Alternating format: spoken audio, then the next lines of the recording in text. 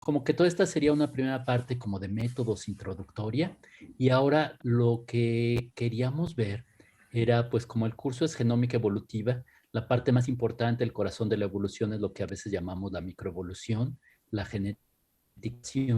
La genética nos da unas herramientas invaluables e insospechadas para los que venimos de hace unos años, de poder analizar en realidad genomas completos con los métodos de genética de poblaciones, ¿no? Entonces, Jaime ha estado durante muchos años, eh, comenzó a trabajar con aspectos genómicos y ya tiene mucha experiencia, y no solo experiencia en investigación, sino experiencia docente, y por eso pues decidimos y le pedimos que nos ayudara a dar toda la parte de genómica de poblaciones. Entonces, bueno, pues ustedes ya conocen a Jaime, ha estado aquí en todas las clases del curso. Jaime, como habíamos platicado, comenzó con nosotros desde el taller de la Facultad de Ciencia, luego licenciatura con Rizobio, luego hizo el doctorado trabajando con genética de la conservación de mamíferos mexicanos y luego ha estado trabajando en distintos proyectos postdoctorales. Trabajó con nosotros en un proyecto muy bonito de Teocintle, luego estuvo allá en Ensenada, en el CICESE, trabajando cosas bueno, distintas cosas, distintos estudios, pero en particular lo que ha sido publicado recientemente y está muy padre es todo lo de la genómica de poblaciones de yuca, y más recientemente se reincorporó a nuestro laboratorio como postdoc dentro del proyecto de la calabaza. Y bueno, pues tenemos ahora en ciernes un proyecto de genómica de murciélagos. Entonces, Jaimito, muchísimas gracias. Y bueno, pues ya te dejo los controles, o si quieres corregir alguna de las cosas con las que te presenté, estás bienvenido. Y bueno, pues nada más para que se ubiquen en el programa del curso, vamos a ver entonces ahorita la parte de genómica de poblaciones. Luego, si mal no recuerdo, vamos a ver todo lo de metagenómica, que sería cómo utilizar datos genómicos para el análisis de la estructura y función de los ecosistemas, principalmente la parte microbiana y la biogeoquímica. Y pues como que vamos a concluir el curso con cosas de filogenómica y evolución molecular, ¿no? Creo que ese es el contexto general del curso, y por ahí vamos a ver también otros aspectos sofisticados de pues análisis proteómicos y cosas por el estilo, espero, ¿no? Entonces, sin más, ahora sí, Jaime, te dejo ahora sí todo. Gracias, gracias Luis. Bueno, hola a todos. Ya me han visto, me han escuchado hablar, pero creo que nunca he dicho nada importante. Bueno, más allá de que las clases están en el canal de YouTube. Bueno, La parte logística. sí, bueno, aprovechando la palabra, generalmente las clases las subimos con una clase de delay, es decir, hoy subiríamos la clase anterior y así. Chicos, si ven que falta alguna clase, avísenme, porque nos ha pasado que de repente YouTube nos Castiga. quita, nos baja o nos censura las clases, pues por razones misteriosas, ¿no? Una vez que porque tenía contenido no apto para menores y nunca supimos qué fue, apelé y ya la volvieron a poner. Entonces, Es como bueno, luego hay cosas de biología reproductiva, igual tienen palabras ajá, claves, a lo mejor sí decía que uno, les ha de sonar, no, eso igual es como pornografía o algo. exacto, sí, ¿verdad? Si uno dice SXO, a lo mejor, cierto, ¿eh? Sí, pues cosas de Sí, determinación y cosas así, que luego son ajá, temas complicados, ¿no? O selección espermática o cosas por el estilo podrían levantar a lo mejor. banderas. En fin, no sé. Bueno, puede ser, O- no lo había pensado. o- Es que sí, quién sabe, porque tienen nunca mil supimos. cosas. Sí, sí, ¿No? Copyrights, y si pones algo de ajá, música siempre te los baja. siempre los bajan, sí. En fin, Bueno, bueno. bueno, pues eso, chicos. Si ven que falta un video o algo así, sí Igual es que lo escríbanme, bajaron avísenos. o se nos puede chispar, que también puede También, suceder. puede ser también, ¿no? Tratamos de hacerlo con mucho cuidado, que estén más o menos todos a tiempo, pero luego los bajan por algo, Sí. ¿no? No, yo creo Bueno, que de hecho lo hacen robots, ¿eh? Bueno, no robots, sí, el famoso programas, bots, algoritmo. sí, El famoso algoritmos y algoritmo. inteligencia artificial, por el estilo. Ok, Chas. muy Muy bien. bien. Pues ahora sí, ya más allá de la parte logística, bueno, entonces conmigo vamos a ver la parte de genómica de poblaciones. Como han visto, el curso, si bien tiene el componente teórico, está muy dirigido a la parte práctica y es de hecho a lo que me voy a dirigir. Ahorita las clases que van a tener conmigo, vamos a hacer dos prácticas.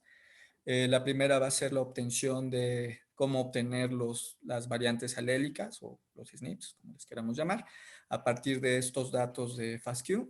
Y la segunda parte va a ser ya una más aplicada de los análisis y qué información realmente útil o información en términos evolutivos podemos obtener a partir de estos datos. Entonces, ya está el primer video con las instrucciones de la práctica. Lo que vamos a hacer el día de hoy, como les decía, entonces vamos a platicar un poquito acerca de teoría, muy poquito, algunos ejemplos. Luego vamos a ver la práctica y la siguiente clase vamos a ver dudas y vamos otra vez a ver otra práctica, ¿ok? Ahorita al final nos ponemos de acuerdo qué es lo que tienen que entregar y cómo tienen que entregarlo, aunque yo creo que no deberían de tener demasiadas dudas. Bueno, la fecha de entrega sí, porque esa no les dije. Pero bueno, ahorita platicamos de eso, ¿sales? De fechas. Bien, voy a compartir mi pantalla. Ahí estoy. ¿Ven Black Sabbath? Sí. Exacto, Sí. perfecto. Bueno, ese es mi escritorio. Listo. Bueno, pues vamos a empezar. Muy bien. Pues genómica evolutiva. Esto. Ok. También tengo una extraña fascinación por hablar con el micrófono apagado. Entonces, si me pasa, por favor, avísenme, ¿no? Si ven que estoy moviendo los labios, es probablemente que lo apague por alguna razón, ¿no? Luego griten. O griten así, ¡ah! No, bueno, pero sí avísenme. Bueno, Trato está de que no me apagado. pase, pero sí me pasa. Ok. Bien, pues bien, este es el tema, genómica de poblaciones. Ahí puse a muchos de los participantes, aunque me faltarían un montón más, pero bueno, somos esos. Y bueno, pues vamos a platicar. Miren, esta imagen que está en el extremo izquierdo, esta es de un artículo que vamos a ver el miércoles de Jonás. Muy bien. Sale, pues bien, ¿qué es genómica de poblaciones? Bueno, tenemos esta definición, vamos a echarle un ojo. El estudio simultáneo de numerosos loci y regiones genómicas para comprender el papel de los mecanismos evolutivos, léase selección, deriva génica, endogamia, etcétera, que influencian la variación en los genomas y poblaciones. Ok, pero los que ya hayan llevado genética de poblaciones, pues recordarán que la genética de poblaciones es el estudio del cambio de las frecuencias alélicas, es decir, la variación genética, entre poblaciones en respuesta a las fuerzas evolutivas. Se dan cuenta que si nos quedamos con estas dos definiciones, pues realmente la genómica de poblaciones es exactamente lo mismo, nada más que usando un chorro de marcadores, ¿no? En esencia, si nos quedamos con esta definición. Pues bien, nosotros podemos entonces ampliar un poquito más, no en términos de definición, pero en términos de objetivos y métodos acerca de la genómica de poblaciones. Esta definición me gustó un poquito más.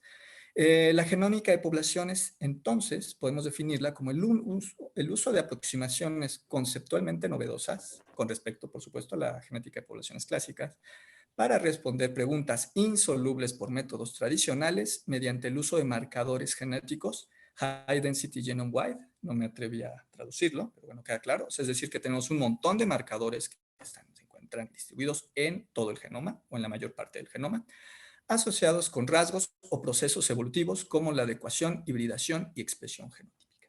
Se dan cuenta que entonces, en esta definición, nosotros ya llevamos un poco más allá de decir, bueno, es el estudio de la variación genética a nivel genómico con cosas de nueva generación, ¿no? Realmente para nosotros hablar de genómica de poblaciones, contamos ya con no solo datos nuevos, sino también con métodos nuevos, con preguntas nuevas y posiblemente con respuestas nuevas. Entonces, en resumen, nosotros podríamos resumir que la genómica de poblaciones es el uso de la tecnología nueva para responder a las preguntas originales, las preguntas clásicas de la genética de poblaciones, lo cual a mí en lo personal me parece fascinante. Estas preguntas clásicas que teníamos desde los 30, los 40, ¿no? Que las podemos empezar realmente a responder ya con el uso de estos datos a nivel genómico. Más allá también de las definiciones, me parece importante hacer esta diferencia entre la genética de poblaciones clásica y la genómica de poblaciones, porque nosotros tenemos que tener en cuenta el objetivo, los resultados que nosotros podemos sacar con genómica de poblaciones. No sé si Luis se acuerde o Erika, esta Jocelyn yo creo que no sé si estaba, Pero allá en el instituto, no voy a ni decir ni el nombre y por supuesto tampoco la especie, pero uno de los primeros trabajos que llegaron con GBS, es decir, con un montón de marcadores, lo expusieron en un seminario. Yo me acuerdo bien porque íbamos todos bien emocionados, ¿no? Entonces llegó el estudiante, dijo, miren, aquí están 6,490 SNPs, ¿no? Entonces, wow, ¿no? Padrísimo. Sí, porque entonces me parece que fue en Berkeley y obtuvimos 50 millones de lecturas y entonces armamos y los filtros, 6,000 SNPs, ¿no? Y pues todos así de, wow, padrísimo, ¿no? Y luego, ok. Y entonces los resultados. Una heterocigosis de 0,12 y todos, una FIS de 0,3 que tenía una deficiencia de heterocigos bárbara, ¿no? Una FIS de 0,3 y todo, una FCT de 0,2. Y bueno, ¿y qué más, no? No, pues ahí está. Yeah, thank you very Entonces, much. entonces así de neto, o sea, de verdad, tuviste que irte allá, estar tantos años, presumirnos que usaste 50 millones de lecturas para obtener 6,000 y pico de marcadores para obtener datos que hubieras obtenido, de hecho, de manera más robusta y con más información con microsatélites. O con Vamos, isoenzimas, o Jaime. con enzimas, ¿no? Con Bueno, 5 así sucedió. isoenzimas te Yo me salieran acuerdo, bien los heterócigos. exacto, además. Yo me acuerdo mucho porque a mí me sorprendió mucho y me decepcionó mucho. De hecho, después de ese trabajo, muchos de los trabajos que empezaron a salir, realmente la novedad era el método. Era decir, no, es que tenemos 100 millones de lecturas y entonces 11,000 marcadores. Ajá, ¿y qué hiciste con ellos? No, pues la heterocigosis y la FCT. Lo Ok, mismo de siempre. padrísimo, ¿no? Entonces, Oye, rápido, por ahí claro. me dicen para Erika que Camila no podía entrar, no sé si ya entró. Sí, ya. Ok, perfecto. Pues Ok, sí, esa entonces, fue nuestro shock. Millones de dólares para decir lo mismo. ¿Qué es lo exacto. nuevo que podemos decir? Estoy de acuerdo, Jaime. Entonces, bueno, pues yo me acuerdo mucho de eso. Entonces, bueno, vale la pena entonces que tomemos en cuenta los alcances que podemos tener con genómica. Y otra cosa también importante, que además en términos metodológicos, muchas veces se nos hace fácil analizarlos como si fueran frecuencias alélicas normales, tradicionales. Le hace como si fueran microsatélites, pues. Entonces, pues es típico que metemos nuestro juego de datos de 3,000 SNPs en un programa para calcular flujo génico con microsatélites, tarda 1,000 años en correr y al final sale una babosada o no sale. ¿Y qué es lo que pasa? Que muchos de estos algoritmos, sobre todo los algoritmos basados en coalescencia, están pensados en en marcadores que tienen muchos estados alélicos, como los microsatélites. No solo toman en cuenta muchos estados alélicos, toman en cuenta, por ejemplo, la varianza en los tamaños, toman los distintos tamaños que puede estar en una y otra población, todo asumiendo un modelo evolutivo de estos marcadores y haciendo inferencias en función de estos modelos evolutivos. Y parafraseando a uno de los autores del IM, me parece un programa extraordinario para hacer inferencia demográfica con microsatélites, es lo que decía, ok, sí, estos programas están pensados para hacer análisis en microsatélites, tú los puedes correr con tus SNPs, pero toma en cuenta que vas a hacer un análisis de coalescencia para un marcador que solo tiene dos variantes, ¿no? Los SNPs solo en general son binarios, ¿no? Entonces, pues sí, pero la cantidad de información que obtienes de dos variantes es muy poquita, es muy aburrida y además la tienes que repetir miles de veces. ¿Qué quiero decir con esto? Que tú puedes hacer un análisis que se va a tardar una semana y que al final pues, realmente no te va a decir nada, ¿no? Regresamos entonces al mismo punto, ¿no? Tenemos que tomar en cuenta que si nosotros tenemos un set de datos de SNPs o lo que ustedes quieran, de GBS, lo que sea, no por el hecho de tenerlo ya estamos siendo genómica de poblaciones, ¿no? De hecho, podemos tener un set de datos increíble de 20,000 SNPs super padre y hacer la genética de poblaciones más chafa posible, ¿ok? Entonces, justo por eso tenemos que tener entonces en consideración los alcances y los objetivos que queremos hacer, ¿no? Y espero que después de esta clase, y sobre todo después de platicar de este tema, nos quede un poquito más claro de cuáles son los alcances y cuáles son las decisiones que tenemos que tomar en cuenta antes de aventarnos a hacer las snipeadas atómicas que tanto nos gustan e impresionan a todos los demás. Bueno, en lo personal yo estuve muy impresionado en ese seminario que les cuento. Muy bien. Entonces, ¿cuál es, de manera global, cuál sería la diferencia? ¿No? Entonces, miren, de este lado, aquí en el inciso A, Pues este sería como un análisis de genética de poblaciones muy clásico, ¿no? Bueno, de hace 10 años, tal vez. Sí, más o menos. ¿No? Donde tenemos nuestros marcadores, por ejemplo, de cloroplasto, ¿no? Esta es nuestra población, tenemos nuestra variación, nuestros haplotipos, ¿no? Calculamos nuestra diversidad genética, en este caso es pi, que es la diversidad nucleotídica, la FST, ¿no? Una medida de qué tan distintas son las poblaciones, y listo, ¿no? Pues sí, padrísimo, pero una entonces de las diferencias cuando nosotros hacemos genómica de población es justamente esto, que nosotros podemos entonces tener una representación de lo que es el genoma y podemos no solo tener estos estimados, sino además podemos ver cómo estos estimados se distribuyen a lo largo del genoma. De tal manera que, por ejemplo, podemos suponer que cada uno de estos grupos pueden ser cromosomas o grupos de ligamiento, etcétera, pueden comportarse de distinta manera, ¿no? Por ejemplo, podemos tener aquí que hay ciertas zonas, por ejemplo, este sería como la media de diversidad genética, y podemos ver que ciertas zonas tienen más diversidad genética, podemos ver que hay ciertas zonas que pueden tener menos diversidad genética, hay zonas que se comportan justamente como la media, ¿no? Por ejemplo, esta es la D de Tajima, que se utiliza para ver la neutralidad en los marcadores. Podemos ver que se puede comportar de distinta manera a lo largo del genoma. Por ejemplo, aquí tenemos esto, tenemos aquí alumnos de genética de poblaciones, ¿verdad? Bueno, Sí, que espero, llevaron genética. sí, que llevaron genética el semestre pasado. Entonces, a esos alumnos seguramente esto les recuerda, ¿no? ¿Se acuerdan qué es? Son genealogías de coalescencia, ¿se acuerdan? Ajá. Entonces, ¿se acuerdan que nosotros podíamos tener el coalescente neutro, que son, por ejemplo, estas coalescencias, estas topologías, ¿no? Pero además nosotros podemos tener estas típicas de aquí y estas de acá, que si se acuerdan, que espero que estos alumnos se acuerden, por ejemplo, estas pueden representar eventos demográficos, pero en este caso, como estamos hablando de un mismo genoma, esto nos puede estar hablando de eventos de selección, por ejemplo, ¿no? Etcétera, ¿no? Por ejemplo, este es típico cuando hay algún tipo de introgresión de una región genómica, etcétera, ¿no? Nosotros podemos hacer este tipo de análisis. Incluso también los análisis más clásicos, como las FCTs, a nivel genómico. Y vemos que, por ejemplo, el genoma puede no comportarse como la media, no estás bendeciendo la media. Podemos ver que estas zonas pueden tener valores de estructuración genética que están fuera de la media, ¿no? Que son significativamente distintos en términos de una distribución. Y entonces eso está muy bonito porque se dan cuenta entonces que nosotros podemos identificar, no solo podemos cuantificar la variación genética, sino además podemos entonces a nivel realmente fino identificar cuáles son los procesos que pueden estar pasando a nivel muy local en ciertas partes del genoma. Y esto, por supuesto, lo contrastamos entonces con el resto del genoma. Perdón, Jaime. Dime, te escucho. Yo no soy de la clase de genómica de poblaciones, no No te me preocupes, acuerdo nada qué es es perfecto. FST. FST ¿Qué significa? es una medida que va de 0 a 1, que tú la utilizas entre poblaciones. Si es de 0, las poblaciones son iguales. Si es de 1, las poblaciones son completamente diferentes.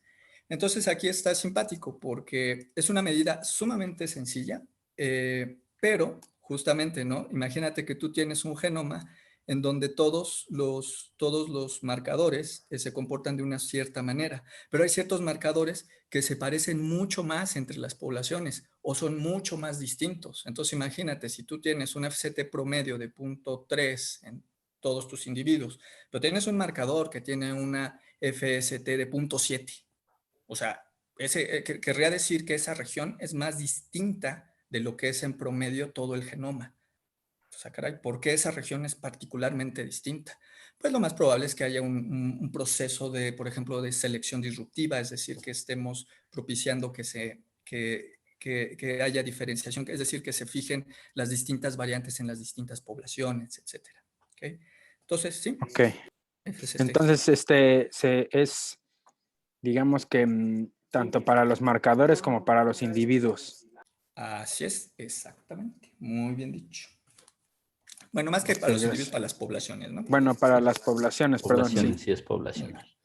Bien. Pero bueno, Sí, para población. esta figura está muy bonita, Jaime, porque resume lo que queremos encontrar en la genómica de poblaciones, cuando menos los genetistas clásicos, ¿no? O sea, en promedio está bien, pero tienes miles, tal vez millones de SNPs que te cuentan la historia promedio de la población, ¿no? que depende de su tamaño efectivo, tal vez de tasas de migración, etcétera, pero en realidad tienes un overkill, ¿no? Muchísimos marcadores. Pero lo que queremos encontrar son las regiones como las que decía Jaime, que ahí se ven, las que tienen poca variación genética, ¿sí? O muchísima diferenciación, o el análisis de coalescencia indica que todas divergieron hace muy poquito. A esos son los blancos de la selección, que serían así lo que quisiéramos encontrar. Ok, aquí tenemos una señal de selección, cuál es el gen que está codificando ahí o cuál podría ser el gen, y ahí podríamos diseñar experimentos, otras observaciones. Al revés, las regiones que tienen demasiada variación genética, usualmente creemos que están dadas por selección que favorece a los heterócigos, y esos alelos pueden venir desde hace muchísimo tiempo, ¿no? Si ven, entonces también está padrísimo y se puede comparar con otros experimentos, otras observaciones, ¿no? Entonces esos son los diamantes que están ocultos en los genomas y es los que queremos encontrar, ¿no? Es ¿cómo se dice? El rush, el Gold Rush o algo así, ¿no? La carrera por descubrir esa variación genética, ¿no?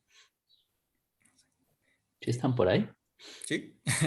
Sí, sí, aquí estamos. Sí, ok. No, es que siempre Muy queda bien. la duda de si ya se murieron todos. Sí, no, no, sí están. Bueno, creo que sí. Buenas Ándale. tardes. Primero que todo, gracias por la oportunidad de poder estar aquí en la clase. Muchas gracias por la Ah, invitación, Jaime. órale. Sí, Una pregunta. ¿Estos claro. análisis de coalescencia sirven para poder identificar cuellos de botella? Sí, sí. La respuesta corta, sí. Sí. Ahorita vamos a platicar. Pero Entonces, está sí. larguísima, es complicado. Sí, Muchas sí, gracias. pero Porque puedes, en fin, puedes simular muchísimos escenarios posibles con las coalescencias para explorar los procesos evolutivos, que es tanto su poder como su némesis. Porque si no eres muy listo, te van a salir cochinadas en la coalescencia, ¿no? sí, Pero sí. sí, de hecho, sí. Ahorita vamos a platicar ejemplos de esto. Bueno, pues bien, pues qué bueno que viniste, Luis. Bueno, ok. Entonces, ok, tenemos las preguntas clásicas de genética de poblaciones. Y entonces, bueno, pues una de las gracias, y que a mí me parece fascinante realmente, es justamente, ¿no? Esta inferencia a través de la información de todo el genoma. Pero además que esta información que está contenida en todo el genoma se dan cuenta que posiblemente es diferencial, ¿no? Es decir, que hay ciertas regiones genómicas que se comportan de una manera, nos dan alguna señal, mientras que otras otra, ¿no? Y es importante no solo distinguirlas, sino también ver qué tipo de análisis se puede hacer con cada una de ellas. Vamos a platicar un poquito más. Muy bien. Pues bien, método, el objetivo, el método y los análisis. Yo digo que tendría que ser como nuestra santísima trinidad cuando estamos pensando en genómica de poblaciones. Justamente antes de empezar con la genómica de poblaciones, pero incluso cuando ya tenemos los datos, no se crean, y esto se los digo por la experiencia que he tenido con muchos alumnos, en donde se encuentran realmente perdidos con su set de datos, ¿no? Entonces muchas veces vale la pena pensar, ya incluso cuando tienes los datos, detenerte un momento y repensar entonces, ¿cuál es mi objetivo?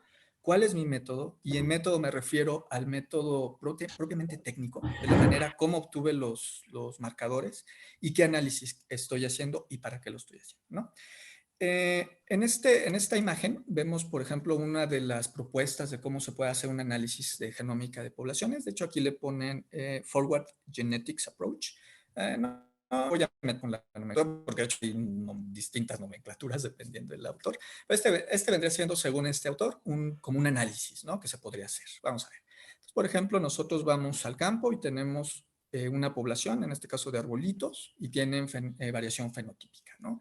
Y a nosotros nos interesa ver qué onda con esta variación fenotípica, puede tener algún interés forestal, por ejemplo, ¿no? Entonces, bueno, hacemos nuestra snipeada, vemos cómo están ligados los marcadores, si tenemos genoma de referencia, bueno, lo hacemos un mapeo de estos marcadores, o bien podemos utilizar bloques de ligamiento. Posteriormente, con estos marcadores, nosotros podemos hacer análisis de asociación para ver si hay alguna asociación estadística de la variación que encontramos con estos marcadores con alguno de los rasgos fenotípicos de interés. Ya con esto nosotros podemos ir seleccionando genes que que ver con esta respuesta fenotípica, con esta variación fenotípica. Hacemos luego entonces pruebas de neutralidad para ver si estos genes están sujetos a selección o no están sujetos a selección. Ya que vimos si tienen selección, nosotros podemos hacer esta parte, ¿no? Hacemos noquear, bueno, ¿sí? Noquear los genes y hacer experimentos para ver si realmente estos genes que nosotros tenemos como candidatos realmente son responsables de esta respuesta fenotípica que nosotros decimos. Y también puede ser esta transcriptómica, que bueno, fue lo que vimos que en la extraordinaria clase que nos dio la pasada, ¿no? Podemos hacer este tipo de análisis para ver entonces estos genes si se están expresando de manera diferencial, y luego ver, por supuesto, la parte más complicada y esotérica, ¿no? Toda la interacción entre la expresión y la interacción con los distintos genes, etcétera, ¿no? Entonces, bueno, esto es lo que llama este autor el forward genetics. También propone un reverse genetics, que sería más bien empezar al revés. Empezamos con una serie de alelos anónimos que no sabemos ni dónde están, y de ahí nosotros podemos hacer las pruebas de selección y luego, etcétera, ¿no? Pues se dan cuenta que realmente no tenemos que atenernos a este método o a esta línea o a esta flecha, pues. Se dan cuenta que nosotros podemos empezar por aquí y hacer primero entonces las pruebas de selección para obtener unos genes candidatos, para después ver si hay una asociación fenotípica, para después tratar de mapas de ligamiento. Se dan cuenta que podemos empezar por ahí. O por ejemplo, como esta Laura nos enseñó, ¿no? O sea, nosotros podemos empezar por aquí, ya con los genes, ¿no? Ya trabajando con la expresión de genes. Por ejemplo, ya aquí nosotros ver entonces la variación que hay en estos genes para ver si hay una selección, y en términos de esta selección también poder regresarnos entonces a la expresión fenotípica, etcétera, ¿no? Entonces, se dan cuenta que el camino es variado. Nosotros podemos tomar muchas rutas aquí, pero lo importante entonces es justamente tener claro cuál es nuestro objetivo, ¿no? Y a dónde lo queremos llegar. Si vamos a empezar por aquí, nosotros queremos llegar acá. Si estamos acá, queremos llegar acá o acá, etcétera, etcétera, etcétera. Se dan cuenta que realmente los caminos pueden ser variados. ¿Ok? Bien, entonces, de una manera un poquito más sencilla, ¿no? Para hacer genómica de poblaciones, bueno, pues empezamos siempre, pues el primer paso, ¿no? Hacer nuestro muestreo, ¿no? Con distintos rasgos, ambiente, o sea, que nos interese. Hacemos nuestra genotipificación genome-wide, ¿no? Usando, bueno, aquí también hay una serie de definiciones, ahorita platicamos de ellas. Identificar nuestros loci, si se encuentran en términos, bajo selección o son neutrales, ¿no? Si son neutrales, pues podemos hacer ciertos análisis, como bien preguntaron hace ratito. Bueno, nosotros podríamos hacer análisis tipo demográficos, cuellos de botella, etcétera, ¿no? Por ejemplo, con los loci que tengan señales de selección, pues más bien buscar justamente adaptación o alguna respuesta funcional, etcétera, ¿no? Podemos ver distintas cosas. Entonces, esta tablita está bastante útil porque justamente, bueno, entonces nos sigue hablando de lo mismo, ¿no? ¿Cuál es nuestro objetivo? ¿Qué es lo que queremos saber? ¿Cuál es nuestra pregunta? ¿Queremos únicamente estimar diversidad genética? Ok, pues está fácil. Podemos utilizar esto que dice, bueno, el autor de esta tabla dice es broad sense, es cuando nos quedamos con los alelos anónimos, digamos, y narrow sense, cuando ya los tenemos mapeados, es decir, ya sabemos en qué región del genoma o en qué gen caen, pues, pero no nos clavemos demasiado con esto.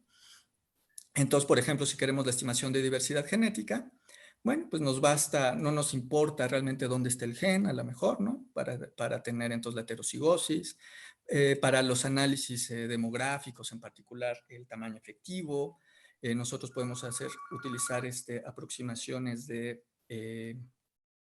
genética de ligamiento. Hay varios métodos. No nos vamos ahorita a clavar tanto con esos métodos. Tal vez después podamos hablar un poquito más. Por ejemplo, podemos poblaciones, ver si las poblaciones son distintas o son iguales, cosas de endogamia, etcétera, etcétera, etcétera, ¿no? Y ya si nosotros tenemos la posibilidad de localizar nuestros alelos en un genoma o saber más o menos dónde se encuentran, pues podemos hacer el mapeo de rasgos fenotípicos, cosas filogenéticas, aunque realmente las filogenias no se restringen a marcadores que sepamos, ¿no? Que estén mapeados, ¿no? Claro. Esto realmente no se restringen. Y bueno, buscar las adaptaciones locales, que esto creo que es algo que siempre nos obsesiona mucho, pero pues, está bonito ahorita platicar de este tema, ¿no? Entonces, bueno, se cuenta que más allá de las definiciones de si están mapeados o no, siempre es entonces importante tomar en cuenta cuál es nuestro objetivo, ¿no? ¿Qué es lo que queremos preguntarle a nuestros marcadores? Entonces, nuevamente regresamos a nuestra Santísima Trinidad, el objetivo, nuestro método que utilizamos y los análisis, ¿no? Esto nos va a llevar a la estrategia genómica. Esta estrategia genómica, pero me refiero entonces a cómo vamos a obtener nuestros marcadores, ¿no? Y qué tipo de marcadores a lo mejor estamos interesados para obtener, ¿no? Entonces, pues ahora sí viene lo bueno, ¿no? ¿Cómo hacemos genómica de poblaciones? ¿Qué técnicas tenemos? Pues un montón. O sea, realmente hay un montón. Tenemos GBS, tenemos WGS, TGBS, bla, bla, bla, RADSEQ, NextRAD y todas las variantes de RAD y todo lo que todos estos, que hay un montón. Muchas variantes nada más tienen que ver con el paso de preparación de las bibliotecas, pero ciertamente algunas otras variantes tienen más que ver con otros, con cosas más profundas. De manera global, así de manera muy general, los podemos más o menos agrupar acá. Bueno, aquí puse a los chips, que bueno, podrían entrar de esta categoría, pero realmente pues, no tienen que ver con esta metodología, ¿no? Pues aquí están también los arrays, ¿no? Pero bueno, estos son solo mismos modelos o de los cuales ya se conoce mucha de la variación genética y sus genomas. Bien, entonces, bueno, tenemos varias opciones. Tenemos, por ejemplo, la opción de hacer genomas completos, ¿no? Que es WGS, Whole Genome Sequencing, en donde tenemos en nuestro genoma, nuestro DNA genómico. Entonces tenemos los fragmentos, les ponemos sus adaptadores, los secuenciamos y entonces lo que vamos a obtener es una amplia cobertura con una profundidad, pues puede ser discreta, ¿no? Eso varía, ¿no? Pero entonces aquí lo que más bien nos interesa, pues es tener la mayor parte del genoma representado, ¿no? Aunque no la tengamos realmente en tantísima profundidad. ¿Okay? Podemos también optar, por ejemplo, por esta estrategia, ¿no? Exome sequencing, en donde nosotros podemos tener, por ejemplo, secuenciación de RNA, ¿no? O utilizar alguna enzima que reconozca sitios metilados o cosas por el estilo. O sea, hay varias estrategias, pero la gracia de esto es que entonces nosotros podemos dirigirnos solo a los genes que están expresando, que solo se están expresando. Entonces esto realmente puede ser bastante útil porque esto nos filtra entonces mucha de la información, por ejemplo, de regiones no codificantes, regiones que pueden ser reguladoras o que realmente no sepamos bien cómo o qué regulan, ¿no? Por ejemplo, eso lo vimos la clase pasada, por ejemplo, cuando tenemos ploidías, ¿no? Nos puede ahorrar entonces estos problemas, entonces solo vamos a evaluar la variación entonces de estos genes que vendrían siendo ya los productos, ¿okay? Y otra es donde echamos el saco más grande, ¿no? Todas estas variantes RADSEQ, aunque bueno, se les llama RADSEQ de manera genérica, aunque no se llaman RADSEQ todas, ¿no? O sea, podemos decirle tecnología RAD, pero bueno, la RADSEQ original es fragmentar entonces nuestro genoma con alguna enzima de restricción, se le pone un adaptador o algo para identificarlos y luego se secuencia. Se dan cuenta que en este caso lo que vamos a obtener es una representación pues probablemente estocástica o aleatoria más bien de nuestro genoma, pero vamos a tener entonces una profundidad muy alta, ¿no? Es decir, vamos a tener pequeños fragmentitos pero muy bien representados y en el supuesto de que estos fragmentitos van a estar distribuidos de manera más o menos homogénea en todo el genoma, ¿ok? Entonces aquí está y por supuesto, bueno, cada una tiene su característica, ¿no? Por ejemplo, pues si es genoma completo, pues vamos a tener genomas bien representados. Aquí, cuando son exomas, pues únicamente las cosas que se están expresando. Y, por ejemplo, acá, pues lo que vamos a tener son pequeños fragmentos que van a estar distribuidos en todos lados. Obviamente, en este punto, yo espero que ustedes ya se imaginen que hay algunas técnicas que pueden funcionar para unas cosas y otras que pueden funcionar para otras, pero a unas que pueden no funcionar para ciertas preguntas. Aquí tengo otro ejemplo, me encanta enseñar con el ejemplo malo, ¿no? Hay otro trabajo de una persona que por ahí querían ver cuestiones de conductuales, bases genéticas de la conducta, ¿no? Entonces dijeron, bueno, pues entonces pues hay que hacer algo de genómica, ¿no? Ah, ok. Y entonces lo que hicieron fue RADSEC. Entonces, bueno, pues sí, sí le salió algo, pero se dan cuenta que si estamos buscando bases genéticas de comportamiento, bases genéticas de la conducta, pues a lo mejor sí te sale algo con RADSEC, pero si te sale algo, literalmente va a ser de puro churro, va a ser por puro azar, porque en una de esas cortó, ¿no? Se dan cuenta que realmente para ese tipo de preguntas, pues probablemente un RADSEC no, pues no es lo mejor. A lo mejor en ese caso les hubiera convenido utilizar una técnica en donde, ok, vamos a ver mejor los genes que están encargados de, no sé, de la expresión de hormonal o que se encargan tal vez de la expresión de los colores, o no sé, ¿no? O sea, más bien tendría que ser una pregunta, más bien una técnica, perdón, más bien dirigida por acá. Entonces, entonces espero que ahorita justamente, porque aquí tenemos también en esta clase bastante heterogéneo, ¿no? Los intereses, que se den cuenta entonces que digan, bueno, pues para lo que yo voy a hacer, esto seguro no me funciona, ¿no? O esto tampoco me va a funcionar, a lo mejor lo que voy a hacer es esto, o a lo mejor a mí lo que me convendría sería esto, etcétera, ¿no? Es importante entonces que antes de decir, es que voy a hacer genómica, ajá, pero pues, no, o sea, no es voy a hacer genómica, es cómo lo voy a hacer, ¿no? Claro. Entonces tomemos en cuenta eso. Acuérdense de nuestra Santísima Trinidad, ¿no? Nuestro objetivo, nuestro método, que es esta parte, y lo que vamos a ver ahorita, que van a ser los análisis. ¿Qué les podemos preguntar entonces a nuestro set de datos? ¿Okay? Que bueno, en términos de lo que vamos a platicar ahora, pues todo se resuma a esto, ¿no? Vamos a tener entonces un montón de información del Jaime, genoma. Dime, ¿te escucho? perdón, Te escucho, te escucho. disculpa, pero no me quedó muy clara la diferencia entre exome sequence y RADSEC. El exome sequencing, por ejemplo, tú puedes dirigirlo a... pues acuérdate de la clase anterior de con Laura. Ella que estaba secuenciando, ¿te acuerdas? Que era el RNA. Cuando nosotros secuenciamos el RNA, pues estamos secuenciando cosas que ya son, que ya se expresaron, ¿ok? Que ya son productos, son genes. Sí. ¿Ok? Cuando nosotros usamos RADSEC, realmente lo que hacemos es amplificar de manera aleatoria todo el genoma o varias regiones del genoma. De tal manera que, mira, aquí, qué bueno que lo preguntas porque no lo aclaré. Los rojitos son las partes que expresan, ¿no? Son las partes que codifican.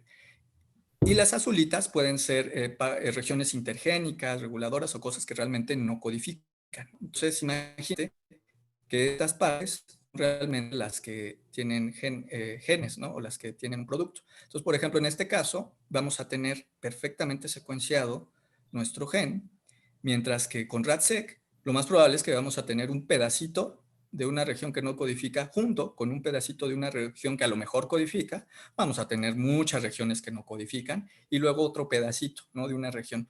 Es decir, aquí realmente no nos importa, bueno, no es que no nos importe, pero la técnica no distingue entre un gen, una región reguladora, un cloroplasto, una mitocondria o veto a saber qué. ¿Ok? Sí. Muy bien.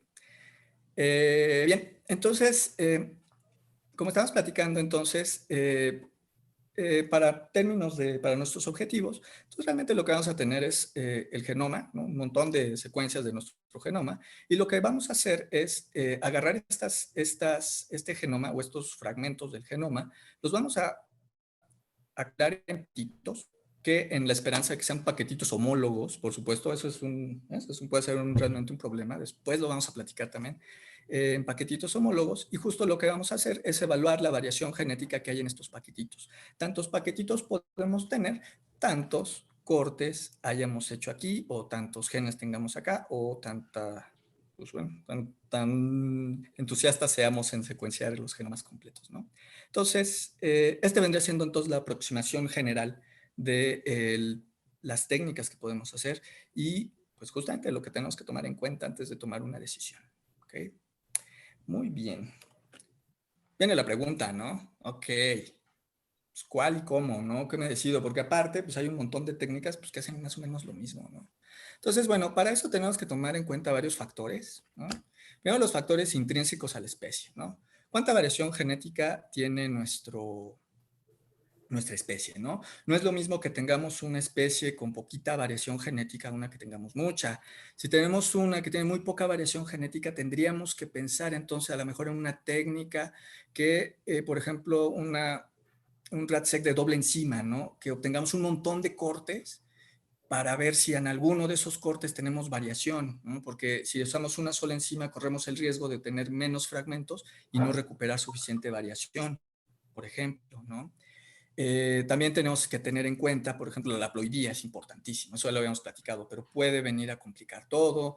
A lo mejor entonces haploidía nos convendría ver cosas más bien de trabajar con RNA, pero por ejemplo, si sí nos interesa realmente ver regiones intergénicas, otras cosas, pues lo que es seguro es que vamos a necesitar técnicas que nos permitan una profundidad gigantesca, ¿no? Para poder recuperar entonces las variantes de todas de todos los haplotipos o de todos los cromosomas que puede tener nuestra especie, ¿no? Entonces tenemos que tomarlo en cuenta también.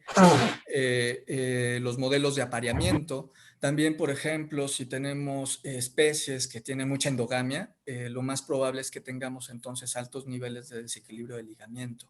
Entonces, bueno, entonces a lo mejor ahí también lo que nos interesaría sería tener información de un montón de regiones del genoma, posiblemente de todos los cromosomas que estén distribuidas lo más ampliamente posible. ¿Okay? Entonces eso hay que tomarlo en cuenta también en especies muy endogámicas. Bueno, algo que tiene también más que ver con la especie, pero por ejemplo en insectos, ¿no? Por ejemplo las hembras suelen tener espermatecas, ¿no? Y a veces la extracción se hace del insecto completo.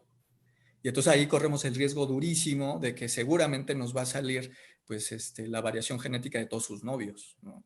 A lo mejor es la pregunta también, ¿no? Pero a lo mejor no. Tomarlo en cuenta también, porque, por ejemplo, pues ahí podríamos secuenciar puras hembras y tenemos una representación padrísima de la población, pero a lo mejor no queremos eso, ¿no? Entonces también tenemos que tomar en cuenta la biología de la especie, el tamaño del bicho, que parece trivial, pero, por ejemplo, si estamos trabajando con ácaros, híjole, pues hacer la extracción de un ácaro, a lo mejor sale bien el DNA, pero seguramente nos va a salir muy poquito. Tenemos que tomar en cuenta entonces que debemos usar una técnica que nos permita usar poco DNA, sopas, ¿no? Eso es importante. Hay técnicas que, voy a regresar un poquito, que en este paso, después de la fragmentación, va a haber un paso intermedio con PCR, ¿no? Entonces lo que va a hacer es que va a haber una amplificación de estos fragmentos. Lo cual se oye muy bien porque vamos a tener más fragmentos, mayor representatividad, pero tomen en cuenta que el paso de PCR suele meter errores en la secuenciación y esos errores los vamos a secuenciar. Y también meter sesgos. Y claro, no todos los productos se amplifican. Son 2 pasos extras. Pero puedes mandar DNA bien chafa y bien poquito, que podría ser muchas veces nuestro caso, ¿no? Entonces, si ven, sí, hay un compromiso entre lo que uno quisiera y lo que uno puede. Claro. Claro, por eso hay que tomarlo en cuenta antes de decidir por una técnica. Y si ya la usamos, sabemos que tiene pasos intermedios de PCR, tenemos que tomarlo en cuenta para el final de nuestros filtrados, para hacerlo con mucho cuidado. ¿Okay? Pues también, bueno, esto tiene que ver con todas las especies, creo que todas las técnicas, pero bueno, la abundancia y la colecta, ¿no? De cuántos bichos tenemos, porque a veces puede ser muy, muy difícil colectarlos, porque tenemos pocos bichos, entonces vamos a echarle los kilos a las genómicas, ¿no? A lo mejor tenemos muchísimos, bueno, entonces vamos a ver una técnica que nos permita secuenciar más por menor costo, ¿no? Etcétera. Vamos a platicar un poquito más de eso. Otro factor es intrínsecos a la extracción, ¿no? Que esto ya lo platicamos, ¿no? La cantidad y la calidad. Pues así, en el ideal, pues tener mucho DNA y muy bueno.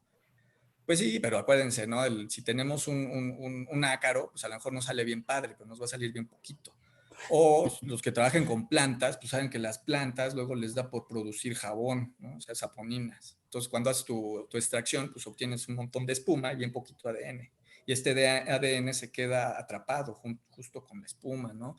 Entonces, muchas veces hay formas de purificar, pero a veces no sale y sale feo. Y por más que lo limpies, sale poquito y feo. Entonces, bueno, tenemos que tomar en cuenta eso también, ¿no? Para escoger nuestra técnica, como bien dijo el doctor Olguiarte, pues entonces, en el caso de que tengamos poco y feo, optar por una técnica que nos permita trabajar con eso y que generalmente pues, va a ser una técnica que implique un paso de PCR, como es la técnica NextRAD, que a nosotros nos han funcionado bastante bien con DNAs francamente feos. ¿no? Y otra cosa que parece trivial, pero bueno, el envío de las muestras, ¿no? Porque a veces, no, pues ya tenemos la técnica ideal y no sé qué. Resulta que la tienes que enviar en hielo seco a Suecia, ¿no? Mocos. ¿Y cómo diablos envías un paquete con hielo seco a Suecia, no? Que bueno, ya nos dieron el tip de cómo enviar muestras con hielo seco, pero era un ejemplo, ¿no? También hay que ver, porque en muchos lugares pues, nos piden el DNA líquido, bueno, suspendido en algún buffer, puede estar seco, etcétera, ¿no? O sea, tenemos que tomar en cuenta también eso, ¿no? Pues puede no ser tan trivial.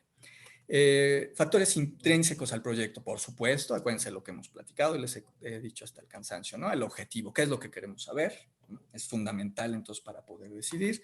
Esto es importante si nuestra pregunta, nuestro objetivo es a nivel poblacional o individual. A lo mejor tenemos 1000 individuos y pues en el ideal quisiéramos hacer tal vez la genotipada de los 1000 individuos, ¿no?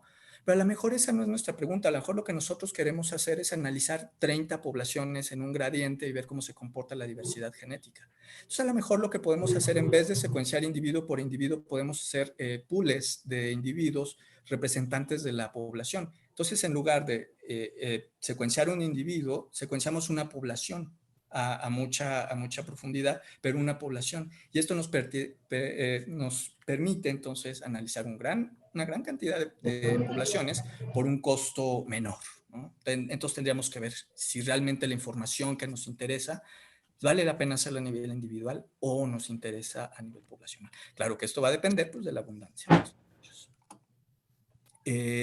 También si queremos algún análisis particular, ¿no? Aquí las mismas historias de miedo hacen sus snipeadas, al final obtienen 1000 snips y quieren hacer análisis de paternidad, ¿no?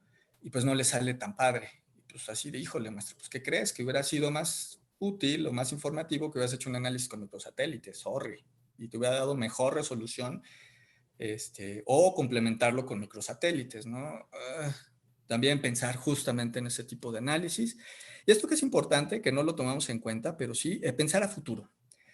Porque, por ejemplo, podemos decir, ahorita voy a mandar estas 90 muestras a genotipificar con RADSEQ, pero va a haber una segunda etapa del proyecto. Entonces, tomen en cuenta, o sea, lo ideal es que se mande todo en una sola exhibición. Si no se puede, no es tan grave. Pero lo que sí tienen que tomar en cuenta es que si lo hicieron una con RADSEQ en un lugar, lo mejor es que lo sigan haciendo con el RADSEQ en ese mismo lugar. No vayan a mandar con RADSEQ en un lugar, con de doble enzima a otro lugar y con XRAD en otro lugar. Sí se pueden llegar a homologar los marcadores, y homologar no de homólogo, sino de homología. Pero les garantizo que se va a perder un montón de información. A las 5:30. ¿Perdón? ¿Puedes checar si ya esta gente ya se fue? Ceci, que si checas, si ya se fue, cierra tu micrófono. Gracias. Ya lo cerré, lo cerré. Muy bien. Ok, esto es importante, ¿ok? La continuidad, ¿no? Tratar de no mezclar técnicas, porque si bien sí se puede rescatar, vamos a perder un montón de información. Y a veces no se puede, ¿eh? Entonces, tómenlo en cuenta a futuro. Antes de decidir por una, decir, ok, cuesta tanto dinero, queremos una segunda etapa. Si vamos a tener dinero para una segunda etapa, ¿nos va a alcanzar? Órale. Si no, ver opciones, ¿ok? Bien. Entonces, bueno. Una pregunta. Dime. En cuanto a tu experiencia, ¿qué tan bueno es mezclar datos? Digamos que yo trabajo con una especie y otra persona está haciendo genómica igual con SNPs. ¿Qué tan bueno sería eso? Igual Tiene mismo. Su gracia. Tiene su gracia. Pues varía. Ahorita platicamos de eso, pero sí tiene su gracia, pero sí se puede, pero hay que tener cuidado. Sí se puede, y de hecho, fíjate que eso es importante, esa es una de las bondades de trabajar con SNPs. Ahorita te doy un ejemplo. Si tienes dudas en particulares, me puedes es el concepto de qué tan portátiles son las cosas. De hecho, bueno, también no sé si vas a platicarles de los datos de Teoscintle y de Jonás y compañía. Sí, pero hasta la otra clase. Ok, pero ese es un buen ejemplo porque unas poblaciones las hicimos nosotros, otras las hicieron gente en Davis y teníamos la misma población analizadas por ellos y por nosotros y obtuvimos los datos crudos de ellos, los volvimos a leer y pudimos utilizar sus poblaciones y salían perfecto. Pero Pero del problema en la continuidad, Jaime, no sé si te acuerdas del artículo de Margot, que unas poblaciones las habían secuenciado por individuos y otras lo que hicieron fue puliar el DNA. Y pues más o menos sí eran comparables, pero pues se complicó mucho, ¿no? Entonces lo que hicieron fue, unas extrajeron el DNA individuo por individuo y lo analizaron individuo por individuo, y otras extrajeron el DNA individuo por individuo, pero lo juntaron y lo secuenciaron todo junto como bulk. Entonces pueden obtener las frecuencias alélicas, pero es un poquito más complicado. Al final sí les aceptaron el artículo y todo en Molecular Ecology, pero pues tuvieron que echarse unas luchitas por ahí, ¿no? Entonces, sí, mejor no inventen. Ok, pero entonces a la pregunta, sí se puede, pero hay ciertos trucos, digamos, hay ciertas condiciones que tenemos que cumplir para tratar de hacerlo mejor, ¿no? Ahorita sí lo vamos a ver, pero vamos a ver. Y también me gustaría preguntarte de reproductibilidad de los resultados y toda esa pues, parte de... Sí, pues mira, el RADSEQ es más o menos reproducible porque depende del corte de las enzimas, pero ahí sí, pues también depende mucho de la calidad del ADN, ¿no? Si tu ADN está muy fragmentado, te das cuenta que está muy fragmentado, los sitios de corte puede ser que no se recuperen o que los mismos fragmentos, los pedazos no sean equivalentes, ¿no? No se puedan llegar a ensamblar. Entonces, complicado. En mi experiencia, al menos con el GBS que hemos utilizado, sí funciona bastante bien. También con NextRAD han funcionado perfectamente la reproducibilidad. Con RADSEQ sí, aunque tiene por ahí también su gracia, pues, pero sí se puede. Entonces, digo, como te decía, lo ideal es mandarlo todo al mismo tiempo, pero si no se puede, bueno, mándalo en batches. Pero tómalo en cuenta, ¿no? Tómalo en cuenta cuando hagas los análisis, que probablemente en la primera muestra que mandaste vas a tener algunos SNPs que no vas a tener en la segunda y viceversa, ¿no? Entonces tómalo en cuenta, que necesariamente va a haber una pequeña pérdida de datos, pero si tú lo tomas en cuenta y lo filtras de manera adecuada, no debe haber ninguna complicación. Bueno, nada más que la complicación informática, ¿no? Que eso es lo que quiero que veamos el jueves. Oye, Jaime, pero un problema interesante puede ser ese, ¿no? De que de repente se mejoran las químicas de la misma Illumina, entonces pues cambia la cobertura que te mandan, la profundidad, los sesgos mismos. Sí. Entonces tienes que cuidar esos detalles a la hora de filtrarlo, ¿no? Invariablemente, okay. Sí. Bueno, entonces, de los factores. Bueno, pues los últimos factores, ¿no? Los factores intrínsecos a la vida. Pues cuánto dinero tenemos, ¿no? El presupuesto. ¿Cuánto podemos gastar? Obviamente, pues entre más mejor, pero bueno, también justo, pues en función del presupuesto podemos decidir por una genotipificación a nivel poblacional o a lo mejor, no sé, conviene, pues no sé, darle más a la colecta que a los individuos secuenciados, no sé, eso va a depender. También por eso quien nos preste el servicio también, pues hay servicios que son muy buenos como Floragenics, pero son un poquito caros. Hay servicios como los SNPsaurus, que es NextRAD, que es muy bueno, pero es muy caro también, etcétera, ¿no? La Universidad de Texas daba precios buenísimos, ¿no? Pero bueno, depende, ¿no? Depende también de nuestro presupuesto y también del tiempo que tengamos, porque muchas veces les dije, por ejemplo, la Universidad de Texas prestaba el servicio, ahorita no estoy muy seguro, hubo problemas legales con la cuestión de RADSEQ por demandas de patentes, pues me parece que todavía siguen prestando el servicio, pero el chiste de la Universidad de Texas es que te daba precios muy competitivos, alrededor de un 40% más baratos y de los pocos lugares que te aceptaban, por ejemplo, 40 individuos, ¿no? Y te cobraban con respecto a los 40. Pero ¿cuál es el asunto? Que ellos te dicen, ok, yo te voy a cobrar barato, tú dame tu muestra, pero ¿qué crees? Que tienes que esperar a que se me llene el chip o la línea, pues sí. La placa, ¿no? Que se llene. Y se tiene que llenar con muestras de las mismas características que la tuya, ¿no? Entonces, como puedes tú mandar las muestras y llenas este chip, esta placa, o lo que sea, lo llenas y corre de inmediato, pueden pasar meses sin que vayamos a correr tus muestras. Así que tú decides, ¿no? Entonces, bueno, tomar en cuenta eso, ¿no? Y generalmente, pues el tiempo de respuesta también es proporcional al costo. No siempre, ¿eh? A veces es caro y tardan un montón, pero en general, pues si es barato, pues luego sí también se pueden tardar varios meses. Entonces también tenemos que tener en cuenta, ¿no? Podemos tener mucho dinero, pero también ver cuánto tiempo tenemos para titularnos, ¿ok? Pero otra idea, Jaime, es Sí, shop around, ¿no? No lo mandes al primer lugar que claro, te dicen, claro.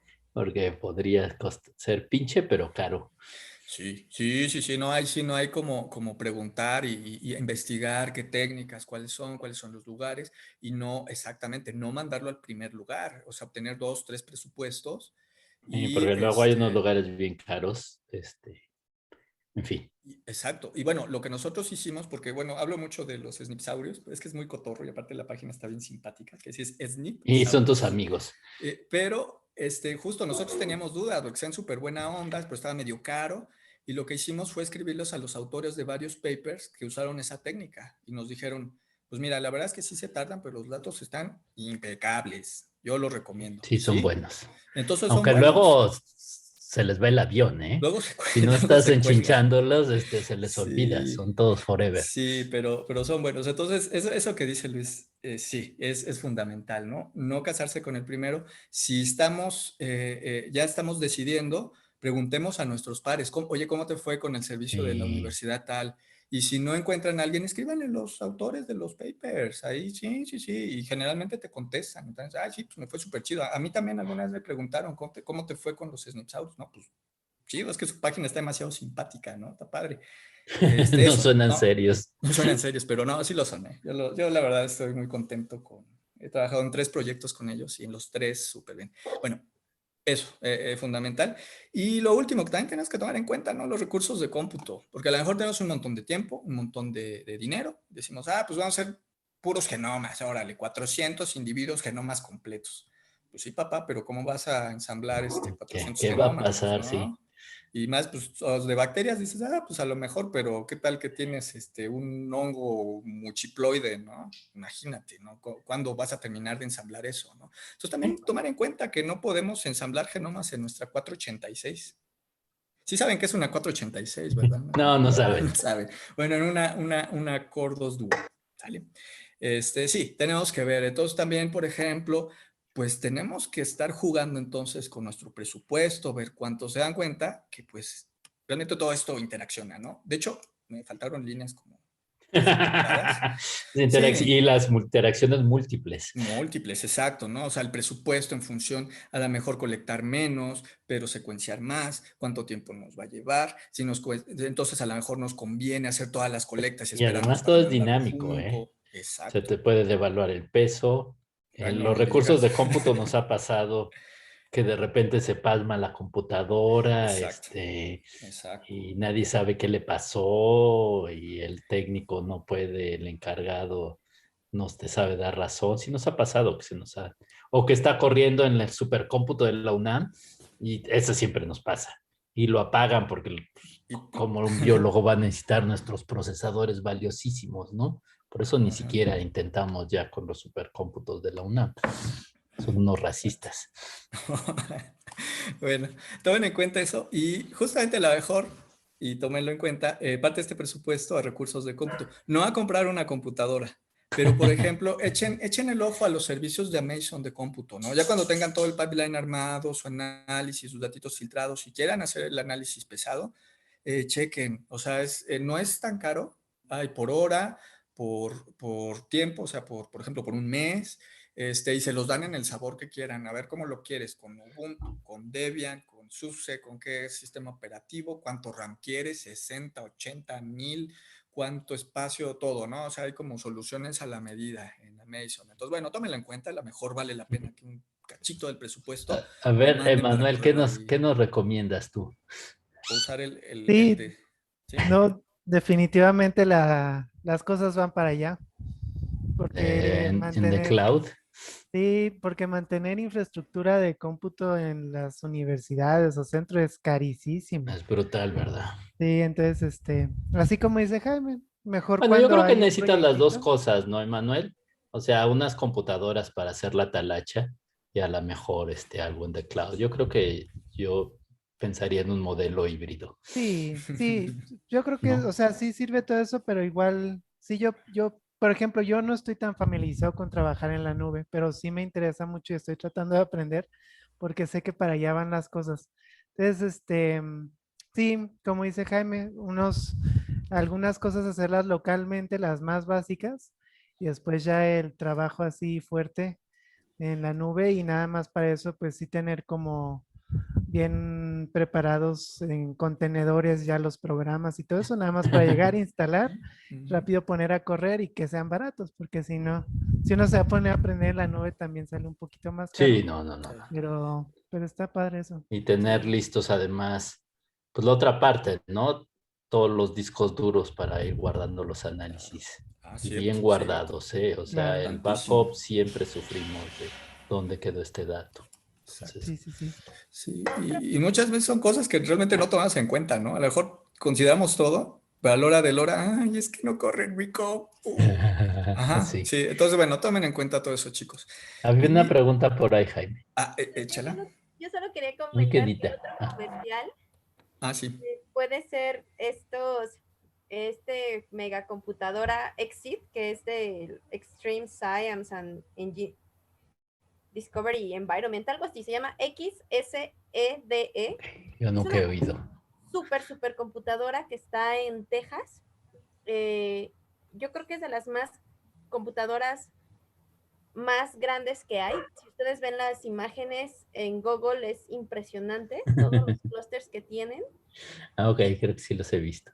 Y salen propuestas como para que alguna universidad o algún investigador pueda pedir chance de que le den como por un tiempo, un espacio y ciertos recursos, tanto para almacenar como para correr análisis. Entonces, pues también es otra posibilidad que pues con sus tutores apliquen a estos... Como grants. Ajá, exacto. Esta computadora es financiada por un NSF, pero bueno, hay muchos ahí investigadores laboratorios que meten sus propuestas, las aceptan y ya los dejan usar este mega servidor. Sí, pero a lo mejor necesitas proyectos concretos, ¿no, Jocelyn? No, pues voy a analizar unos datitos que me llegaron ayer. Sí, no, creo que sí son proyectos concretos, pero de hecho, registrarse a la página, luego la página saca las convocatorias y hasta hay como tutoriales de cómo escribir una Deberíamos de checar un día entonces, Jocelyn. Sí, a ver sí, si podríamos pedir Pero bueno, pues Okay. como ven hay muchas posibilidades, pero, Bueno, también uno puede estrellarse completamente con el problema de cómputo. Okay. Lo importante es que lo tomen en cuenta, pues, y vean cuál es la solución, ¿no? Si es o sea, pues a lo mejor funciona en su universidad, funciona bien el clúster, ¿no? Y no tiene ningún problema, pues sí. Pero tómenlo en cuenta, siempre tómenlo en cuenta, ¿no? Y lo que dijo Luis, lo del almacenamiento, que luego, sí, chispa. eso, tómenlo en cuenta. Y finalmente, para este tipo de análisis, una sugerencia personal es siempre vean la posibilidad de tener algún genoma de referencia para estos análisis. Y se los dijo en este paso porque hacer los análisis de nuevo sí se puede, sí van a salir y de hecho es como los vamos a hacer ahorita, vamos a comparar de hecho, pero tener un genoma de referencia siempre nos va a facilitar mucho la vida, sobre todo en los casos, por ejemplo, que ahorita acaban de preguntar, ¿no? Oye, ¿qué pasa que tengo dos especies distintas? Bueno, si tienes un genoma de alguna de las dos especies, puedes garantizar que los marcadores sean, bueno, no garantizar, pero tener mayor certidumbre de que estos marcadores sean homólogos, o sea, que sí sean la misma región, o si utilizaste distintas técnicas o distintos eventos de secuenciación, o por el simple hecho de que tener el genoma de referencia nos va a facilitar muchísimo la vida. A lo mejor no hay un genoma de referencia cercano, tiene que ser cercano. ¿Qué tan cercano? Híjole, pues depende de las especies, depende del grupo, pero lo más cercano posible, de preferencia la misma especie. En el caso de que no haya disponible, ustedes pueden optar por parte de este presupuesto. Ya le dimos muchas cuchilladas al presupuesto, lo mandamos a todos lados, pero tal vez les convenga mandar, en algunos proveedores te dan la opción de secuenciar a un individuo o dos individuos. Sí, a baja profundidad, sí, con baja cobertura, pero bueno, tener esta secuenciación y no nos interesa tampoco ensamblar el genoma completo, hacer una anotación, no, pero podemos hacer un ensamble que quede bien, tenerlo a nivel de scaffolds y utilizarlo como referencia para hacer nuestra obtención de los genotipos. Y créanme que sí funciona y realmente es mucho mejor, salen mucho mejor los datos. Tómenlo, tómenlo. Es un consejo personal en mi experiencia, pero sí tómenlo en cuenta, ¿no? Que a lo mejor vale la pena secuenciar a lo mejor 20 individuos menos, pero obtener mejor un genomita de referencia, o vale la pena ver si se puede, ¿no? Y ver si hay uno disponible. Si hay uno disponible, pues chido, ¿no? Perfecto. Bueno. Muy bien, pues como vieron entonces, la decisión no es sencilla y de hecho parte de estas clases y sobre todo de las prácticas no es que salgan de esta clase y decir, ah, mira, este Jaime me dijo cómo hacerlo y así lo vamos a hacer. No, de hecho, la intención es que digan, ay, mugre Jaime, lo único que hizo es que me preocupara bien cañón. Bueno, sí, ojalá, porque justamente tomen en cuenta todo esto, pero les aseguro que pues van a ser más felices con sus análisis al final, ¿no? Vamos a tratar de evitar todos los problemas que pudieron ser evitados. Muy bien, ok. ¿Qué sigue? ¿Hasta aquí alguna pregunta? ¿No? ¿Todo claro? Muy bien. ¿Están preocupadísimos los que vayan a hacer este RATSEC? Espero que sí. No, de verdad, pregunten. Cuando tengan un proveedor y tienen alguna duda, pregúntenle todo. Los proveedores les deben de contestar. Y es más, así como en los papás que llegan con su cartera y enseñan las fotos de sus hijos, ustedes cuando estén con un proveedor, en la primera que puedan, manden un gel de sus DNAs, ¿eh? Obviamente el gel así más o menos bien, con sus alícuotas bien hechecitas, con láder a una concentración que ustedes sepan. Mándenle, en la primera que puedan, mándenle la foto del gel y díganle, oye, ¿tú cómo ves mis DNAs? Y ya te van a decir, ay, pues los primeros 5 están bien y el pozo 14 a lo mejor no sale, o que todos estuvieran como el pozo 6, no sé. Siempre pónganse en contacto. Si tienen dudas de qué técnica, pregúntenle al proveedor, ellos les tienen que decir, y si no les dicen, cambien de proveedor, ¿eh? Eso sí, si no les contestan o el proveedor dice, no, sí, con esta enzima, sí, todo sale. No, investiguen en otros lados y les tienen que responder sus dudas. No tomen la decisión a la ligera. Y si tienen alguna duda, por supuesto, nos pueden preguntar a nosotros o pregunten a sus pares, por supuesto, pero también pregunten a los proveedores, ¿eh? Cualquier duda, ellos tienen la obligación, cobran y no cobran barato, ¿eh? Tienen la obligación de responderlos. Eso también sería una...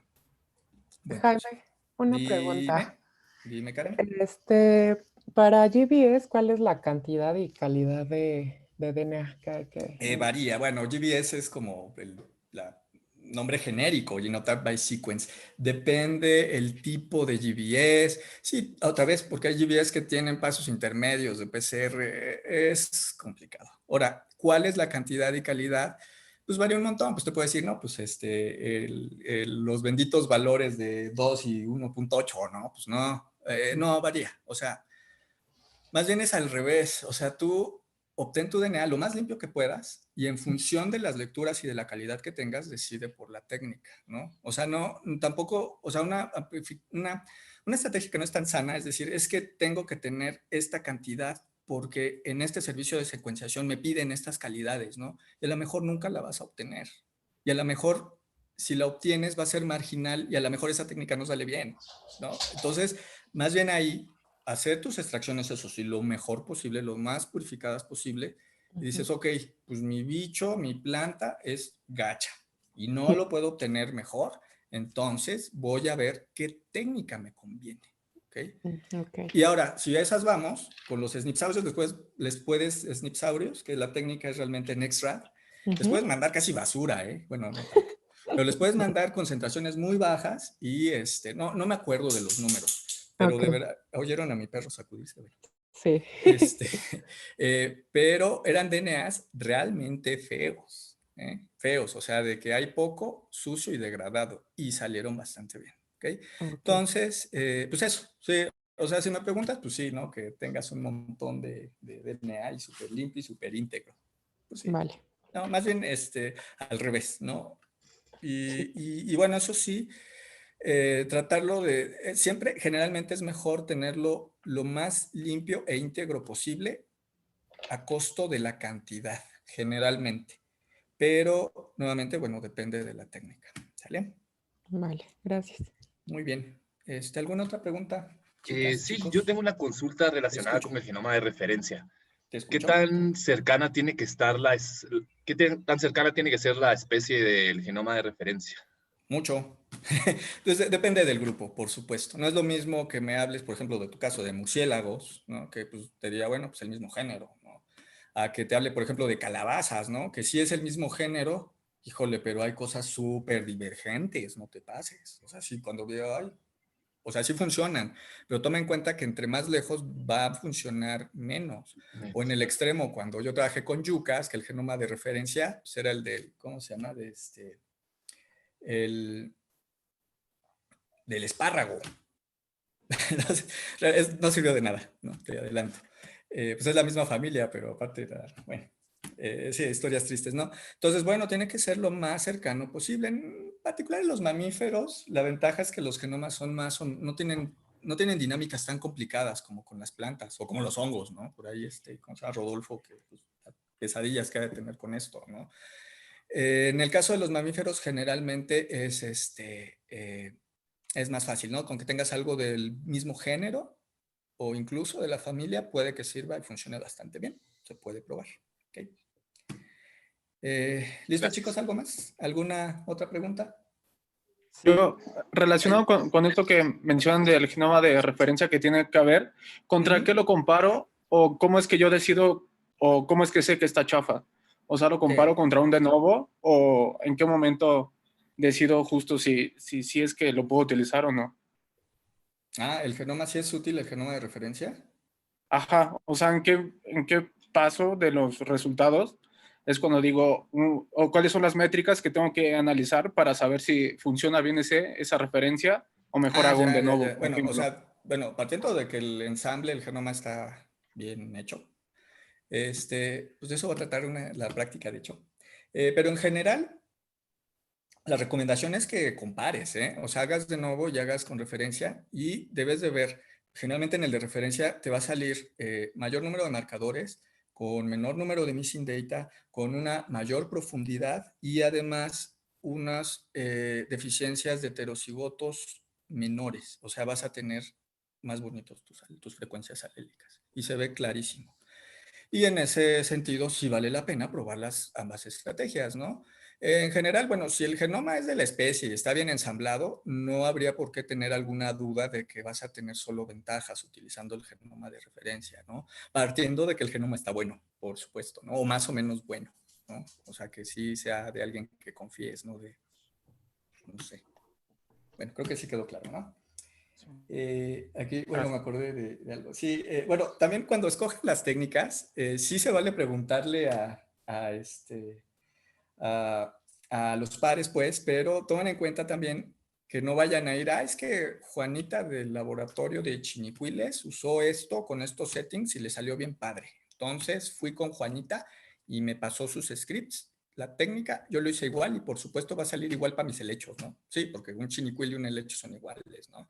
Entonces, aguas con eso, ¿no? Esto es lo que la doctora Sousa acuñó el término como efecto reinita, ¿no? O sea, que vas con alguien que te gusta y te convence, o tú como te gusta la chava que te vino a preguntar, que tenemos historias, bueno, hay el doctor, ¿cómo? El doctor GBR, y fue el que acuñó el término, ¿no?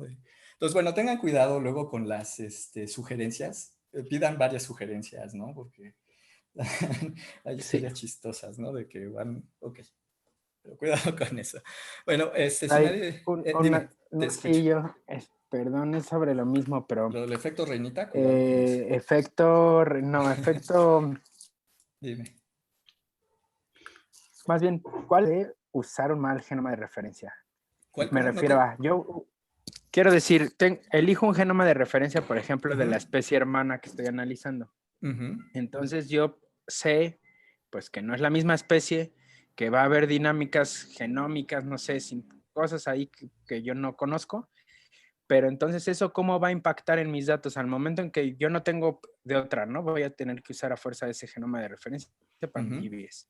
Entonces, al momento en que yo tenga un número de SNPs, yo voy a pensar que tuve menos SNPs de los que eran o más SNPs, o hay cosas que de plano no mapean, o cómo cuáles son las precauciones que debo tener al interpretar los datos datos al usar un genoma de referencia 2.3? Pues todo lo que dijiste, ¿no? Uno, es muy probable que no todos, o sea, si no es la misma especie, es muy probable que no todos los SNPs se vayan a pegar, o sea, van a quedar. De hecho, bueno, una de las ventajas es que los métodos, cuando tú usas un genoma de referencia, te dan, por supuesto, los que se mapearon, los que alinearon con el genoma, pues, y te van a dar una bola de los que no se mapearon, ¿no? Entonces, tú puedes ahí, de ahí ver la proporción de lo que sí se pegó y lo que no se pegó. Y eso te das cuenta que es mucho antes de obtener tu set de datos final de los SNPs. Es únicamente lo que pegó versus lo que no pegó. Y eso, qué bueno que lo preguntas, ¿eh? Eso es un buen punto de partida para ver qué tan bien está funcionando ese genoma de referencia, ¿no? Ya con eso, ¿no? Si ves que lo que no pegó, porque de hecho te sacan los archivos FASTQ de lo que no pegó, ¿no? Todas las lecturas en FASTQ. Incluso hasta luego vale la pena analizar esos que no pegaron y luego resulta que esos que no pegaron eran contaminaciones, eran FASTQs con calidades bien chafas, etcétera, etcétera, etcétera, ¿no? Entonces, bueno, ese sería un primer paso, bueno, un primer evaluación. Y la evaluación, la última, es lo que les decía, ¿no? Vale la pena hacerlo entonces de nuevo, con submuestras, por supuesto, no lo vayan a hacer con sus 400 muestras, hagan un muestreo pequeñito. Todo esto que vamos a hacer siempre, háganlo con muestreos pequeñitos. Y comparen y van a ver que van a salir menos missing data, van a salir más marcadores, no necesariamente más marcadores en términos de número, que ahorita vamos a ver eso, ¿no? No necesariamente van a salir más, pero tiene que salir mejor, que ese es uno de los puntos fundamentales que vamos a ver ahorita, ¿sale? Que es mejor tener marcadores buenos a tener un montón, ¿sale? ¿Y cómo evaluamos si están buenos? Bueno, eso también lo vamos a ver, pero justamente, ¿no? Entonces tus muestras tienen que salir consistentes con los marcadores. También cuando usas genoma de referencia, aunque muevas a los parámetros, a los settings de los programas, los resultados van a ser consistentes o tienen que ser consistentes, ¿no? Entonces eso te va a decir que que tu genoma está funcionando y está funcionando bastante bien. Y en mi experiencia, siempre que usas un genoma de referencia, que esté bien hecho, por supuesto. Yo afortunadamente siempre he usado genomas de referencia bien hechos, como el de Jocelyn. Sí funcionan. Y la verdad es que sí tengo yo la comparación de sin y con, y es una bendición usar siempre. Okay. Aunque también, Jaime, pues hay algunos análisis que se usan los SNPs anónimamente, ¿no? Claro. En algunos casos puedes trabajar. Entonces depende también otra vez de la pregunta.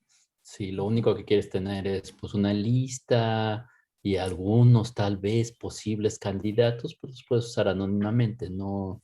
O sea, es mucho mejor porque si tienes el de referencia, pues además puedes anotar todo y checar el desequilibrio de ligamiento padrísimo, etcétera, ¿no?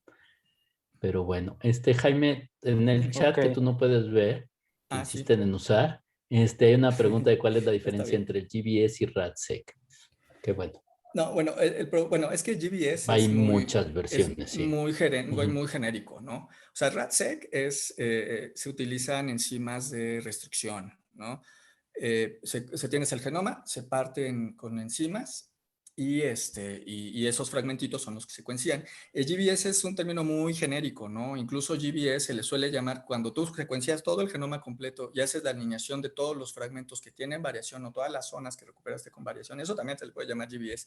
Entonces, depende del tipo de GBS, que es muy general. Échenle un ojo a los artículos que les mandé, que les llegaron hoy. Ahí viene ya una lista un poquito más detallada de cada uno de las diferencias y de las técnicas, pues, ¿no? Si siguen teniendo dudas, por supuesto, las podemos ver en la otra clase. Pero échenle un ojito a los artículos para que no salga de mi boca. Sí, hay un montón de, como decía Jaime, de técnicas y muchas es nada más como fragmentan el DNA y pues de dónde secuencian, ¿no? Si es con enzimas de restricción, si las enzimas reconocen o no metilación, podría ser nada más fragmentado, y luego recuperarlo de alguna forma, o los sitios que usaste de enzimas de restricción son los que usan para amplificar en un paso de PCR, etcétera, ¿no? Entonces, pues todas esas distintas versiones son todas las técnicas, pues, ¿cómo podríamos llamarlas? De representación reducida, les dicen, ¿no? En vez de secuenciar todo el genoma, nada más secuencias pedazos que comienzan donde se fragmentó, donde se cortó con las enzimas de restricción. Y a veces utilizan distintos juegos y varias enzimas y otras complicaciones que depende de la plataforma, pero realmente, pues, de hecho, cualquiera podría inventar distintas variantes, ¿no? Yo creo, si fuera suficientemente ocioso. Que luego las inventaron por los problemas que había de patentes y cosas por el estilo, ¿no? Sí. Pero creo que se les ha colapsado lo de las patentes, que pues eran cosas muy genéricas, tal vez impatentables, no sé. Ojalá, pues es básicamente un método muy ingenioso, pero es nada más pues, parte metodológica, ¿no? Okay.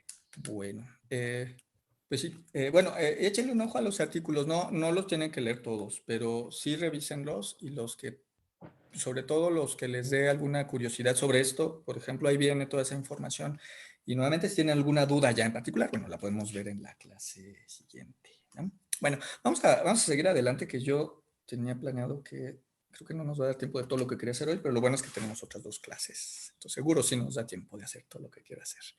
Bueno, vamos a ver unos ejemplos, solo algunos, metí poquitos porque luego me di cuenta que había metido muchos, poquitos. Miren, este está bonito, guapísimo. Este es, sí, bonito. Este es un análisis que hicieron de diversidad y estructura genética en perros, coyotes y lobos, 48,000 SNPs, aquí no puse, es con chip. Miren, este análisis es muy bonito, es un análisis de structure, es un análisis de asignación bayesiana de genotipos. Lo que hace en esencia es agarrar una muestra y ordena a los individuos de acuerdo a su variación genética y los ordena en grupos que mejor se adapten a un modelo de Hardy-Weinberg o a lo que nosotros podemos conocer como un grupo o una población. Es decir, agarra una muestra, organiza a los individuos y trata de recuperar el número de grupos genéticos o poblaciones que se encuentran en esta muestra. Es sumamente útil y para los que ya conozcan de genética de poblaciones, que es algo que siempre dice el doctor Eguiarte, pero nunca le hacen caso, yo no sé por qué. Cuando ustedes corren un structure, siempre están obsesionados por tener el número exacto de K, el número de poblaciones que salen. Pues no, o sea, vean aquí, lo que hicieron fue utilizar los valores de 2 a 10, ¿sale? Y la cantidad de información que podemos ver aquí es súper valiosa y no se tienes que casar con el número exacto, ¿no? Al contrario, debes, y está padrísimo representar todo esto. Vamos a ver entonces qué quiere decir este gráfico, ¿no? Entonces tenemos aquí en la parte de abajo, ¿qué pasa si toda la poza génica de todos los lobos, coyotes y perros la dividimos en 2? Lo que nos da entonces una división entre los perros y los demás, los lobos y los coyotes, ¿no? Muy claro. Aquí hay cosas interesantes, ¿no? Porque se dan cuenta que entonces el perro, aunque es muy reciente, es realmente distinto a sus parientes silvestres. Pero hay otra cosa que es bien interesante, miren, que la poza génica de los perros representa una pequeña fracción de los lobos. O sea, que eso ya lo sabíamos, ¿no? Los perros tienen una representación muy reducida de sus parientes silvestres. Y en este caso, bueno, son los lobos euroasiáticos, a lo que sea que quiere decir, pues, Eurasia, ¿no? Bueno, es bastante grande, pero... entonces, cuando nosotros particionamos toda esta varianza en 3, vemos cómo se dividen los perros, los lobos, y aquí tenemos, por ejemplo, los coyotes. Tenemos aquí estos que son lo que les llaman los cánidos mezclados norteamericanos. Ahorita vamos a platicar un poquito de esto. Y tenemos además los lobos americanos, ¿no? De Norteamérica. Entonces tenemos que los lobos forman más o menos un grupo. Los perros siguen totalmente estructurados en cualquiera de las particiones y los coyotes también, ¿no? Entonces, vean, conforme vamos avanzando en esta partición de la variación genética, cómo van apareciendo nuevos grupos. Y miren, por ejemplo, está bien interesante, que es el lobo rojo, que se tenía duda si el lobo rojo era realmente una especie o era producto de una hibridización. Y resulta que sí es una especie. Vean, aquí tiene una poza génica propia, pero efectivamente tiene genes de coyote.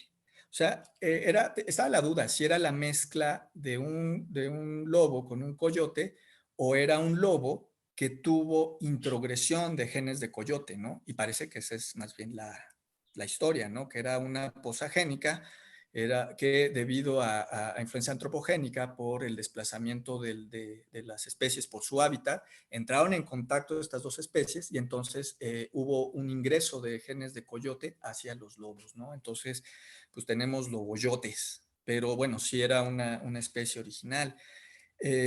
También, bueno, Pregunta. este es el... ¿Escucho?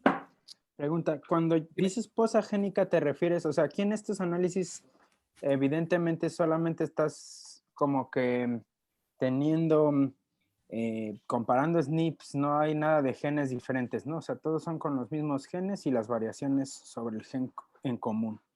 Y cuando dices poza génica, entonces es algo así como, ¿es lo mismo que frecuencia alélica? No, una poza génica vendría siendo este conjunto de variantes que te definen a una especie, a una población, a un grupo de interés, ¿no? Por ejemplo, los perros forman una poza génica muy clara, porque a pesar de que son los mismos, eso estoy de acuerdo con lo que acabas de decir, son exactamente los mismos marcadores, pero si ves, pues prácticamente los perros son únicos, ¿no? Bueno, no únicos, pero conforman un cachito. Por ejemplo, ¿cuál será? Los coyotes. Los coyotes es mejor ejemplo. Mira, los coyotes forman un grupo genético único. Ellos son súper puros, no se mezclan con casi nadie, sobre todo estos que están acá. Esto vendría siendo, entonces podríamos decir que el componente verde es lo que conforma la poza génica del coyote, ¿no? Definiendo entonces poza génica como el conjunto de las variantes alélicas, variante alélica creo que es redundante, bueno, de las variantes genéticas o de los alelos que conforman a una población o una especie. Lleva genética de poblaciones, Rodolfo. Ok. Sí, no sé nada, ¿verdad? Perdón. Es padrísima. Bueno, es padrísima porque a mí me gusta mucho, pero no te preocupes. Cualquier pregunta. Está muy interesante. Acuérdense. El siguiente semestre la puedes llevar. Sí, creo que sí la vamos a ver. Acuérdense, chicos, que no hay preguntas tontas, ¿eh? Tonto es el que se queda con la duda. Por favor, siempre interrúmpanme de maneras amables, por favor. No, si tienen cualquier pregunta, con toda confianza, por favor. Muy bien. O si les da mucha pena, la pueden hacer por chat o por mail, ¿no? Como ustedes quieran. No se queden con dudas. No hay preguntas tontas. Sobre todo en la parte informática, sobre todo los que no tienen o los que tengan menos experiencia, a veces les da penita preguntar, decir, es que es obvio. Pero luego las preguntas más obvias luego son las más difíciles. Okay. Muy bien. Vamos a seguir con el ejemplo. Entonces, vean entonces, cuando aumentamos el número de particiones, podemos ver entonces cada uno de los grupos cómo se van definiendo, ¿no? Por ejemplo, estas son de Italia, son de España. Entonces, si ven, también forman, otra vez usando el mismo término, pozas génicas independientes, ¿no? En este caso la rosita, la azul. O sea, los lobos en España son diferentes a los que hay en Italia, lo cual es interesante porque nosotros supondríamos que las poblaciones ancestrales de lobos se encontraban en un continuo en toda Europa. Y lo que estamos viendo en la actualidad es que ya son completamente distintas, ¿no? Se encuentran totalmente diferenciadas, presumiblemente, pues porque hay ciudades, carreteras, etcétera, ¿no? Entre España y Italia, ¿no?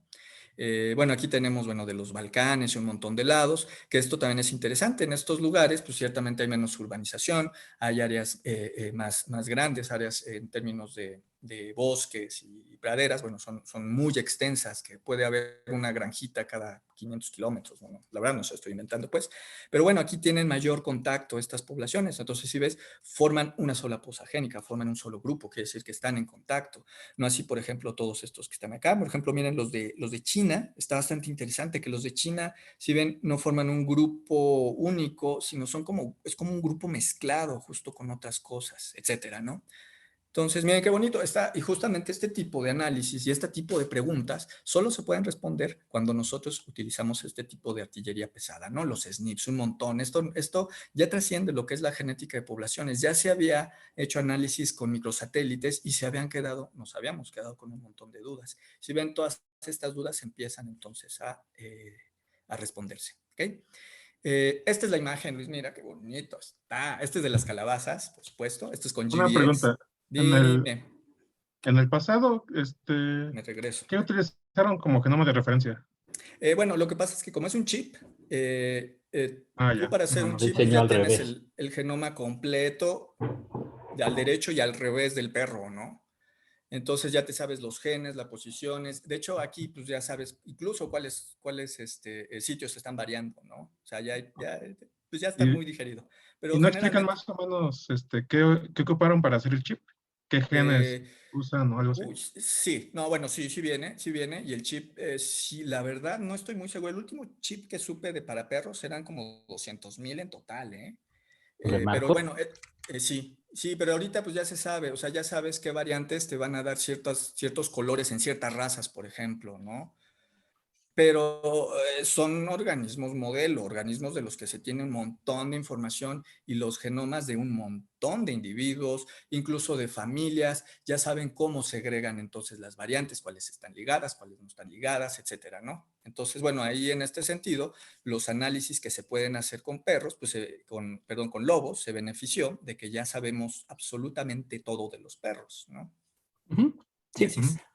Por ejemplo, el chip del maíz, lo que hicieron era tener el genoma completo del SB73 o el que fuera, y entonces fueron buscando SNPs cada cierta distancia dentro de los cromosomas y los que estuvieran asociados a genes de relevancia en el maíz, ¿no? Entonces así los fueron decidiendo, que puede tener a veces sesgos, ¿no? Porque lo que buscan son que sean genes particulares y pudiera haber especialmente con respecto al teocintle y a los mismos maíces criollos, pues que hay un montón de genes que nos estén expresando en ese maíz cultivado, ¿no? Pero en el caso, como dice Jaime, de mamíferos, lobos, etcétera, pues casi seguro. Todos los que habían definido para los perros se expresaban en los coyotes y los lobos, ¿no? Entonces, pues no sé. Pero sí, esos los construyen ad hoc y ya saben perfecto qué es cada uno de esos SNPs, ¿no? Entonces sería cuestión de ir a la base de datos y buscar la lista de referencia si te interesara un SNP particular, cuál es el alelo que tiene cada uno, ¿no? Pero pues este es el caso opuesto. Los perros forman un grupo tan compacto. Pues así es, aunque son muy diferentes en formas. Y bueno, la discusión sobre los perros, los lobos, el lobo rojo, etcétera, no se crean, continúa. Se siguen sacando los ojos, ¿eh? Pero bueno.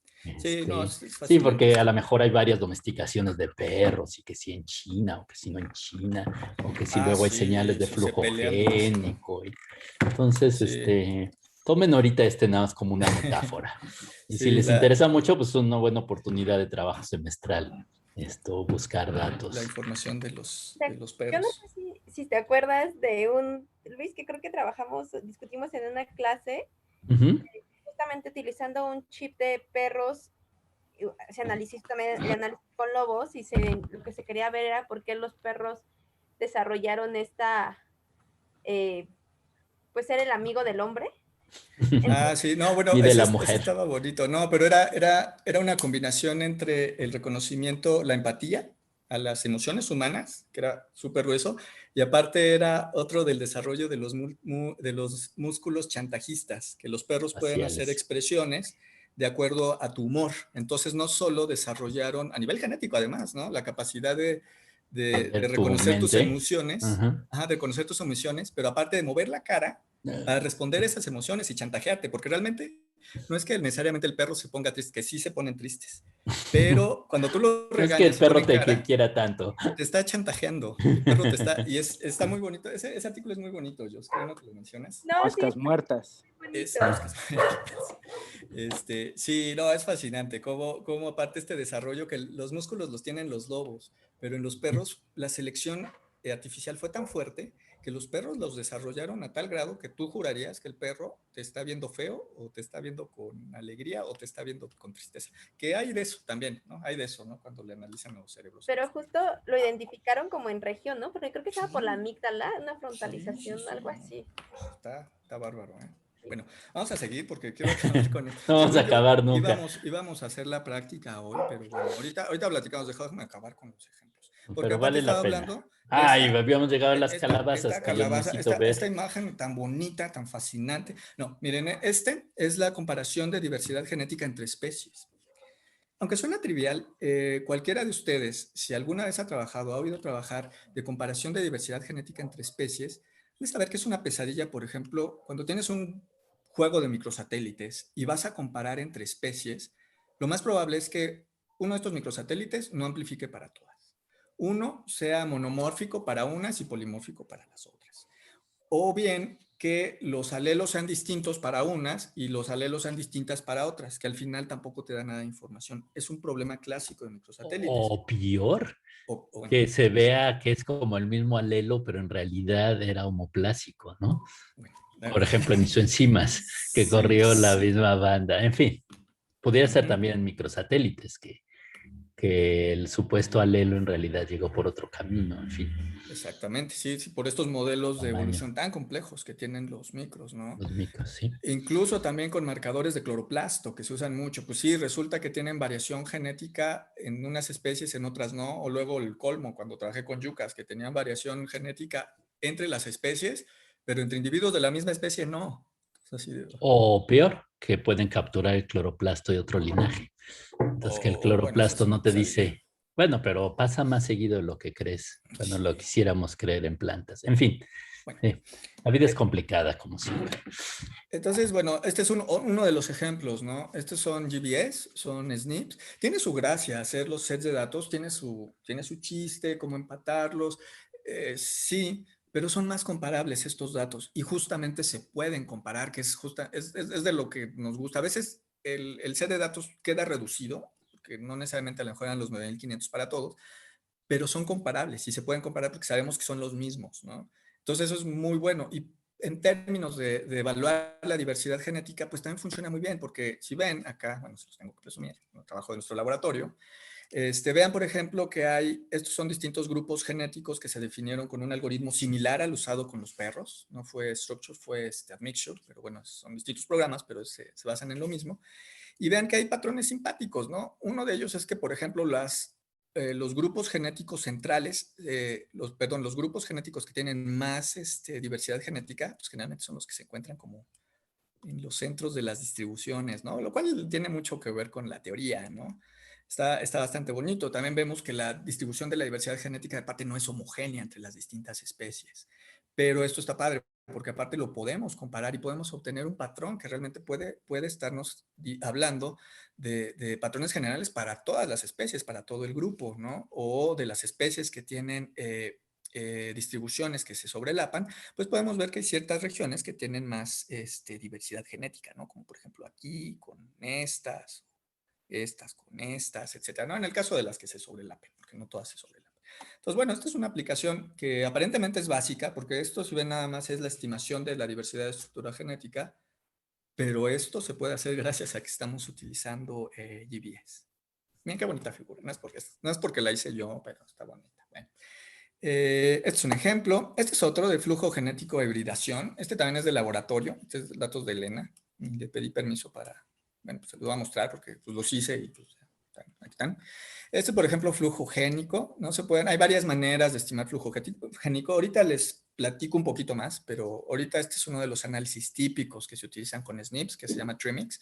Lo personal no me gusta mucho, pero bueno, se pueden estimar eventos de flujo genético y su magnitud entre distintas poblaciones, o en este caso, por ejemplo, en distintas variedades. Ya no sé si son especies distintas o no, estas cosas, pero bueno, entre distintas unidades genéticas, por ejemplo, ¿no? Con los SNPs. Por ejemplo, este es un clásico de la... pero espérate, Jaime, déjame ver. Dime. Déjame ver. Te lo enseño. A ver, entonces... Ya no lo metieron, Ya no lo metieron al paper. Ya al final nos dijo Elena que no quería nada y Gaby y yo nos pusimos muy tristes porque ya habíamos hecho todo esto. Y bueno, pero ese paper ni existe. Para que salga al mundo al menos dos análisis que Gaby y yo hicimos con mucho sudor. Oye, pero que era Argirosperma H y Argirosperma sin H, ¿no te acuerdas? Ay, no me acuerdo. Bueno, ¿sabes qué? Highlands. ¿Ves que ella decía que había la forma de los lowlands y las highlands? Y esta división de Moscata fue una que nos salió utilizando Structure, de hecho. Ajá. Ok, es que Moscata también salía alguna diferencia, también en Highlands y Lowlands. Ok, pues está bien padre esta figura, pero bueno. Pero ese paper ha de ser nada más ahorita un capítulo de la tesis, ¿no? Don't you worry, Jaime. Bueno, pues este chisme. No, es que sí está padre porque es que Moscata siempre queda de salero. Perdona, chavos. Perdón, okay. Alumnos. Me estoy clavando en algo que no había visto y que me importa mucho. Bueno, entonces, mire, pero miren este de la derecha, que es un clásico de la genómica de poblaciones, con yuca, súper bonito. No, que nada no, más han leído como 10 personas, entonces vayan y pero está bájenlo. bonito. No, Sí, de sí está hecho, padre. Sí no está todos padre. estos análisis vienen, porque ya por distintas razones no se pudieron incluir en el paper final. Pero miren, este está bonito. Mira, tenemos una especie en Baja California que está acá en el norte, una que está en Baja California sur, bien a sur, y tenemos una cosa intermedia que se sospechaba que era como un híbrido, que tenía como fenotipos mezclados, ¿no? Como cosas intermedias y cosas por el estilo. Entonces, utilizando NextRad, 3400 SNPs, hicimos un análisis, estos son análisis muy bonitos, se llaman análisis de Clina, y lo que hacemos es estimar las frecuencias alélicas y ver cómo se están distribuyendo a lo largo de una distribución geográfica, que la ventaja de la península de California pues es que en esencia es un transecto, ¿no? O sea, es una línea, entonces funciona perfecto para este tipo de modelos. Entonces, si ven, aquí está el comportamiento de las poblaciones de la especie yuca válida, en un extremo, el comportamiento de las frecuencias alélicas de yuca capense en el otro extremo, y el comportamiento de las poblaciones que se presumían híbridas, que justamente están aquí en medio de la clina, ¿no? Es decir, que esto sugiere que estos efectivamente son híbridos, pero aparte, corresponde aparte con su distribución geográfica, ¿no? O sea, no solo tenemos híbridos, sino tenemos una zona híbrida, lo que podemos decir una zona en donde están teniendo un contacto las especies, que ya de otros análisis parece que lo que ocurrió es que hubo una divergencia, se separaron por los cambios climáticos y todos los eventos que ocurrieron en la península, que no se ve únicamente con las yucas, se ve con otras especies, y luego hubo un contacto secundario, ¿no? Que nos dio como origen esta híbrida. Y tomen en cuenta que, bueno, el flujo, la polinización se da por estas tegetículas, pero parece que las tegetículas pues, son medio distraídas, no ven bien, entonces luego agarran, o les vale, y entonces agarran el polen de una yuca y se lo llevan a la otra, ¿no? Y miren, este que está abajo está bonito, y esto no viene en el artículo. Ese no viene en el paper, te iba a decir. No viene en el paper. El de arriba sí, ese no. Bueno, estas rayas que están aquí son los que podemos llamar como alelos candidatos de hibridación. O sea, son los que se comportan justamente como esta, se ajustan al menos al modelo de esta clina.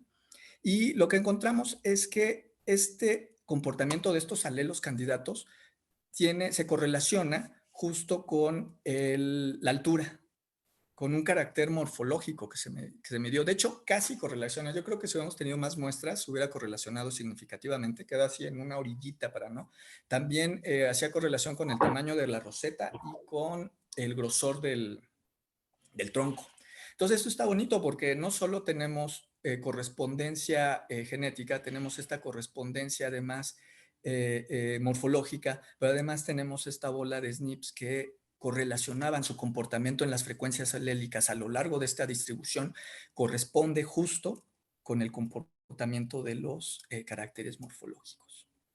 Ah, qué bonito es lo bonito. Sí, lo malo es que ya no se pudo poner. Luego, si a alguien le interesa mucho, podemos chismear acerca de todos los análisis que ya están hechos y que no se pudieron incluir, pero va a venir la revancha, va a venir otro paper. Esperemos. Bueno, oye, Jaime, y había una calabaza de Baja California, ¿no? Sí, ¿de cuál? Esta, cordata. ¿Esta dices? Que parece que también se diferencia. Exacto, mira. Geográficamente igual, ¿no? Sí, no, la historia, Baja California es muy bonito sistema porque los patrones también sí se repiten en varias. Sí, de hecho, este patrón se repite con otra yuca, que es la de, Leo, sí, pero híjole, se me olvidó el nombre. Sí.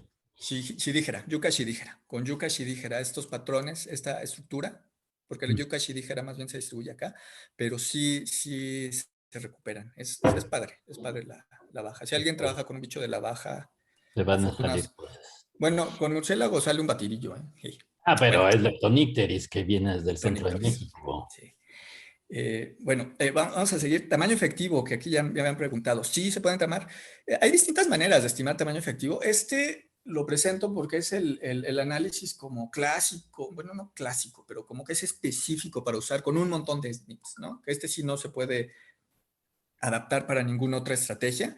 Se les llaman las cadenas secuenciales de Markov, basados en algoritmos de coalescencia, que lo que hacen... Dime. Doctor, disculpe, no sé qué es tamaño efectivo. ¿A qué se refiere ese concepto? El tamaño por eso hay que llevar efectivo. genética de Para eso hay que llevar. Digamos que el tamaño efectivo, tú tienes una población completa. ¿Okay? Dentro de esta población puedes tener individuos que son viejos, que ya no se reproducen, jóvenes que tampoco se reproducen o jóvenes que jamás se van a reproducir. En fin, son individuos que nomás están haciendo bola, digamos. El tamaño efectivo, para resumirlo de alguna manera, es esta fracción de esa población completa que tiene un potencial evolutivo. Es decir, esta que se está reproduciendo, que la selección natural está actuando sobre ella, pero que también están dejando hijos, que está actuando la deriva génica sobre ella. O sea, te das cuenta que, por ejemplo, sobre un individuo senil, por ejemplo, que no se reproduce, pues ya te da lo mismo si hay selección o lo que haya, pues si ya no dejas hijos, pues ya no estás contribuyendo, ¿no? A la evolución. Entonces, tómalo ahorita como eso, ¿no? Como esta fracción de toda la población, del tamaño censal, esta fracción que tiene un potencial evolutivo, que realmente son los que en donde están ocurriendo todos los mecanismos de evolución. Le hace deriva génica, los apareamientos, bueno, endogamia o apareamiento, selección natural, ¿ok? Toma en cuenta que es una fracción. ¿Y qué tanto corresponde esta fracción el tamaño original? Varía también entre muchos. Por ejemplo, del humano, no recuerdo, pero la última estimación estaba sobre los 35,000 individuos, me parece el tamaño efectivo del humano. Algo así, 10,000. ¿Y cuántos millones somos, no? Pero bueno, ahí tiene que ver que somos una especie muy reciente, ¿no? Y hemos estado bajo muchos cuellos de botella. El tamaño efectivo es un tema que a mí me apasiona pero mucho. es complicado. Básicamente la idea es que si el tamaño efectivo es muy grande, es muy eficiente la selección, si hay muchos individuos. Si los tamaños son muy chiquitos, y chiquitos son menos de 100 en particular, alrededor de 10 individuos, hay cambios en las frecuencias de los genes de una generación a la otra, solo por errores de muestreo, por azar. Porque unos bichos dejan más copias de sus genes, pero sí que sea adaptativo, ¿no? Si quieren, luego platicamos más.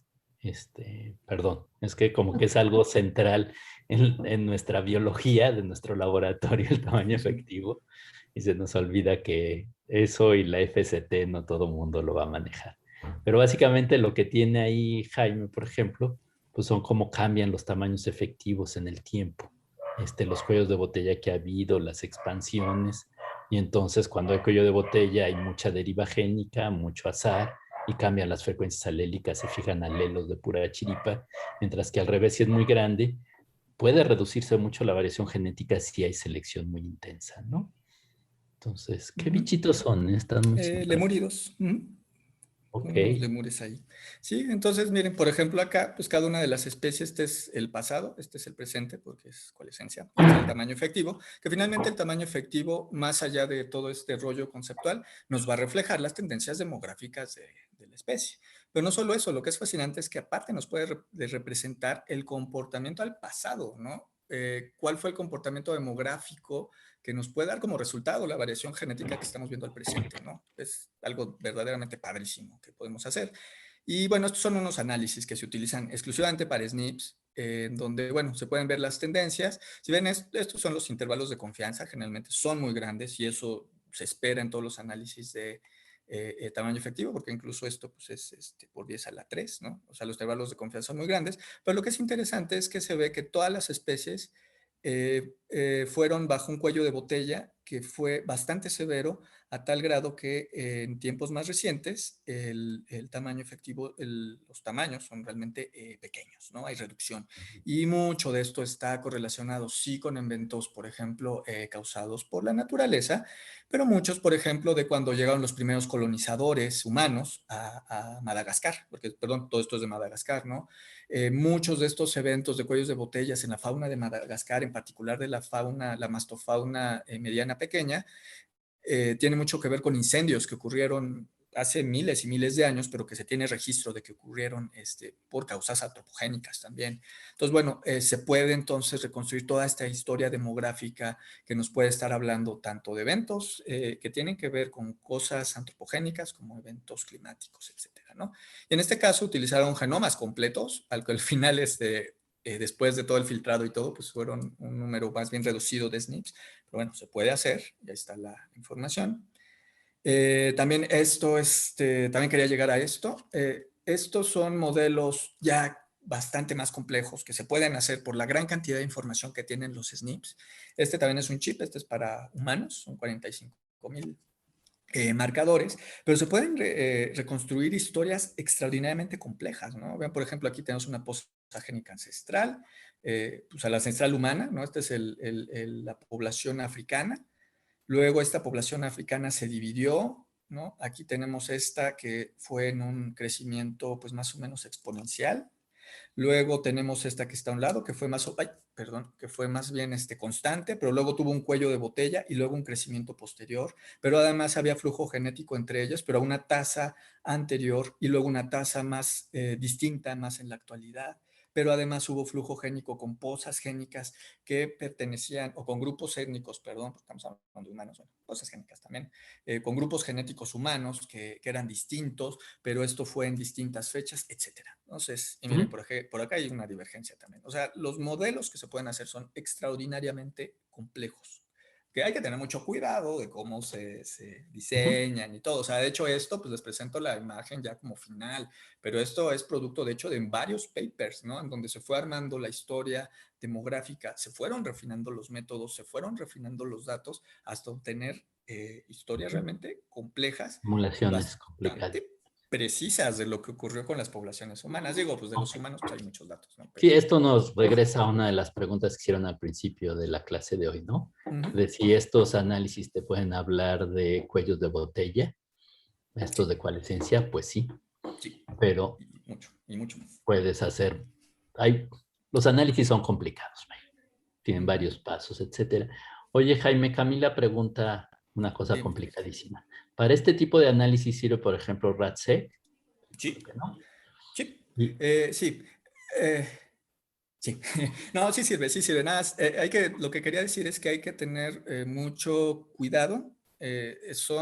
No se debe tomar a la ligera este tipo de análisis por la naturaleza. Yo creo que no lo vamos a ver en este curso. Tal vez en nuestro curso de genética de poblaciones avanzados sí vamos a ver, sí. Pero para este tipo de análisis generalmente se utiliza una estrategia que se basa en el espectro de frecuencia de los alelos.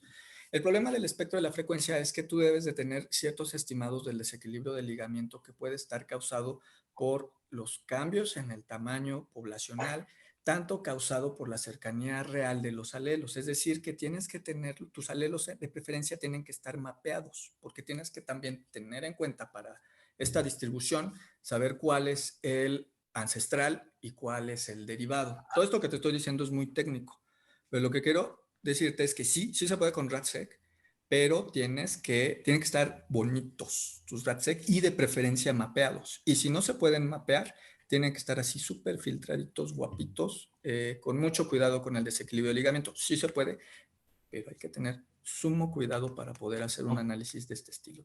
Pero creo que Camila se refería a la figura A porque luego dice, ¿qué tan confiable es el PSMC? Tengo entendido que solo usa un individuo. Entonces, pues son dos cosas las que revolvía.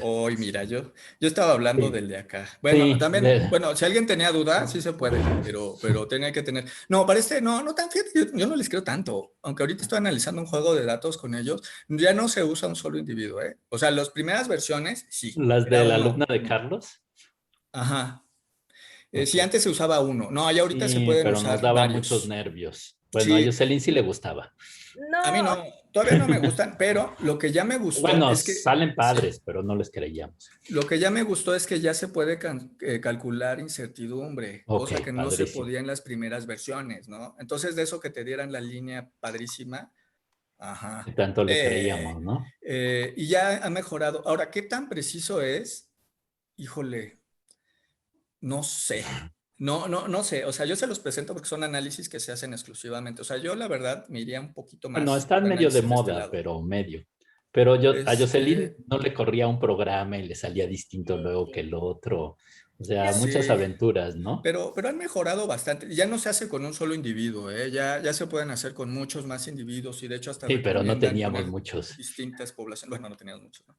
Distintas poblaciones, pero esto sí se tiene que hacer con muchos SNP, ¿no? Aquí lo hicieron con 19,000, que fueron como... 1900, dice. 1900, perdón.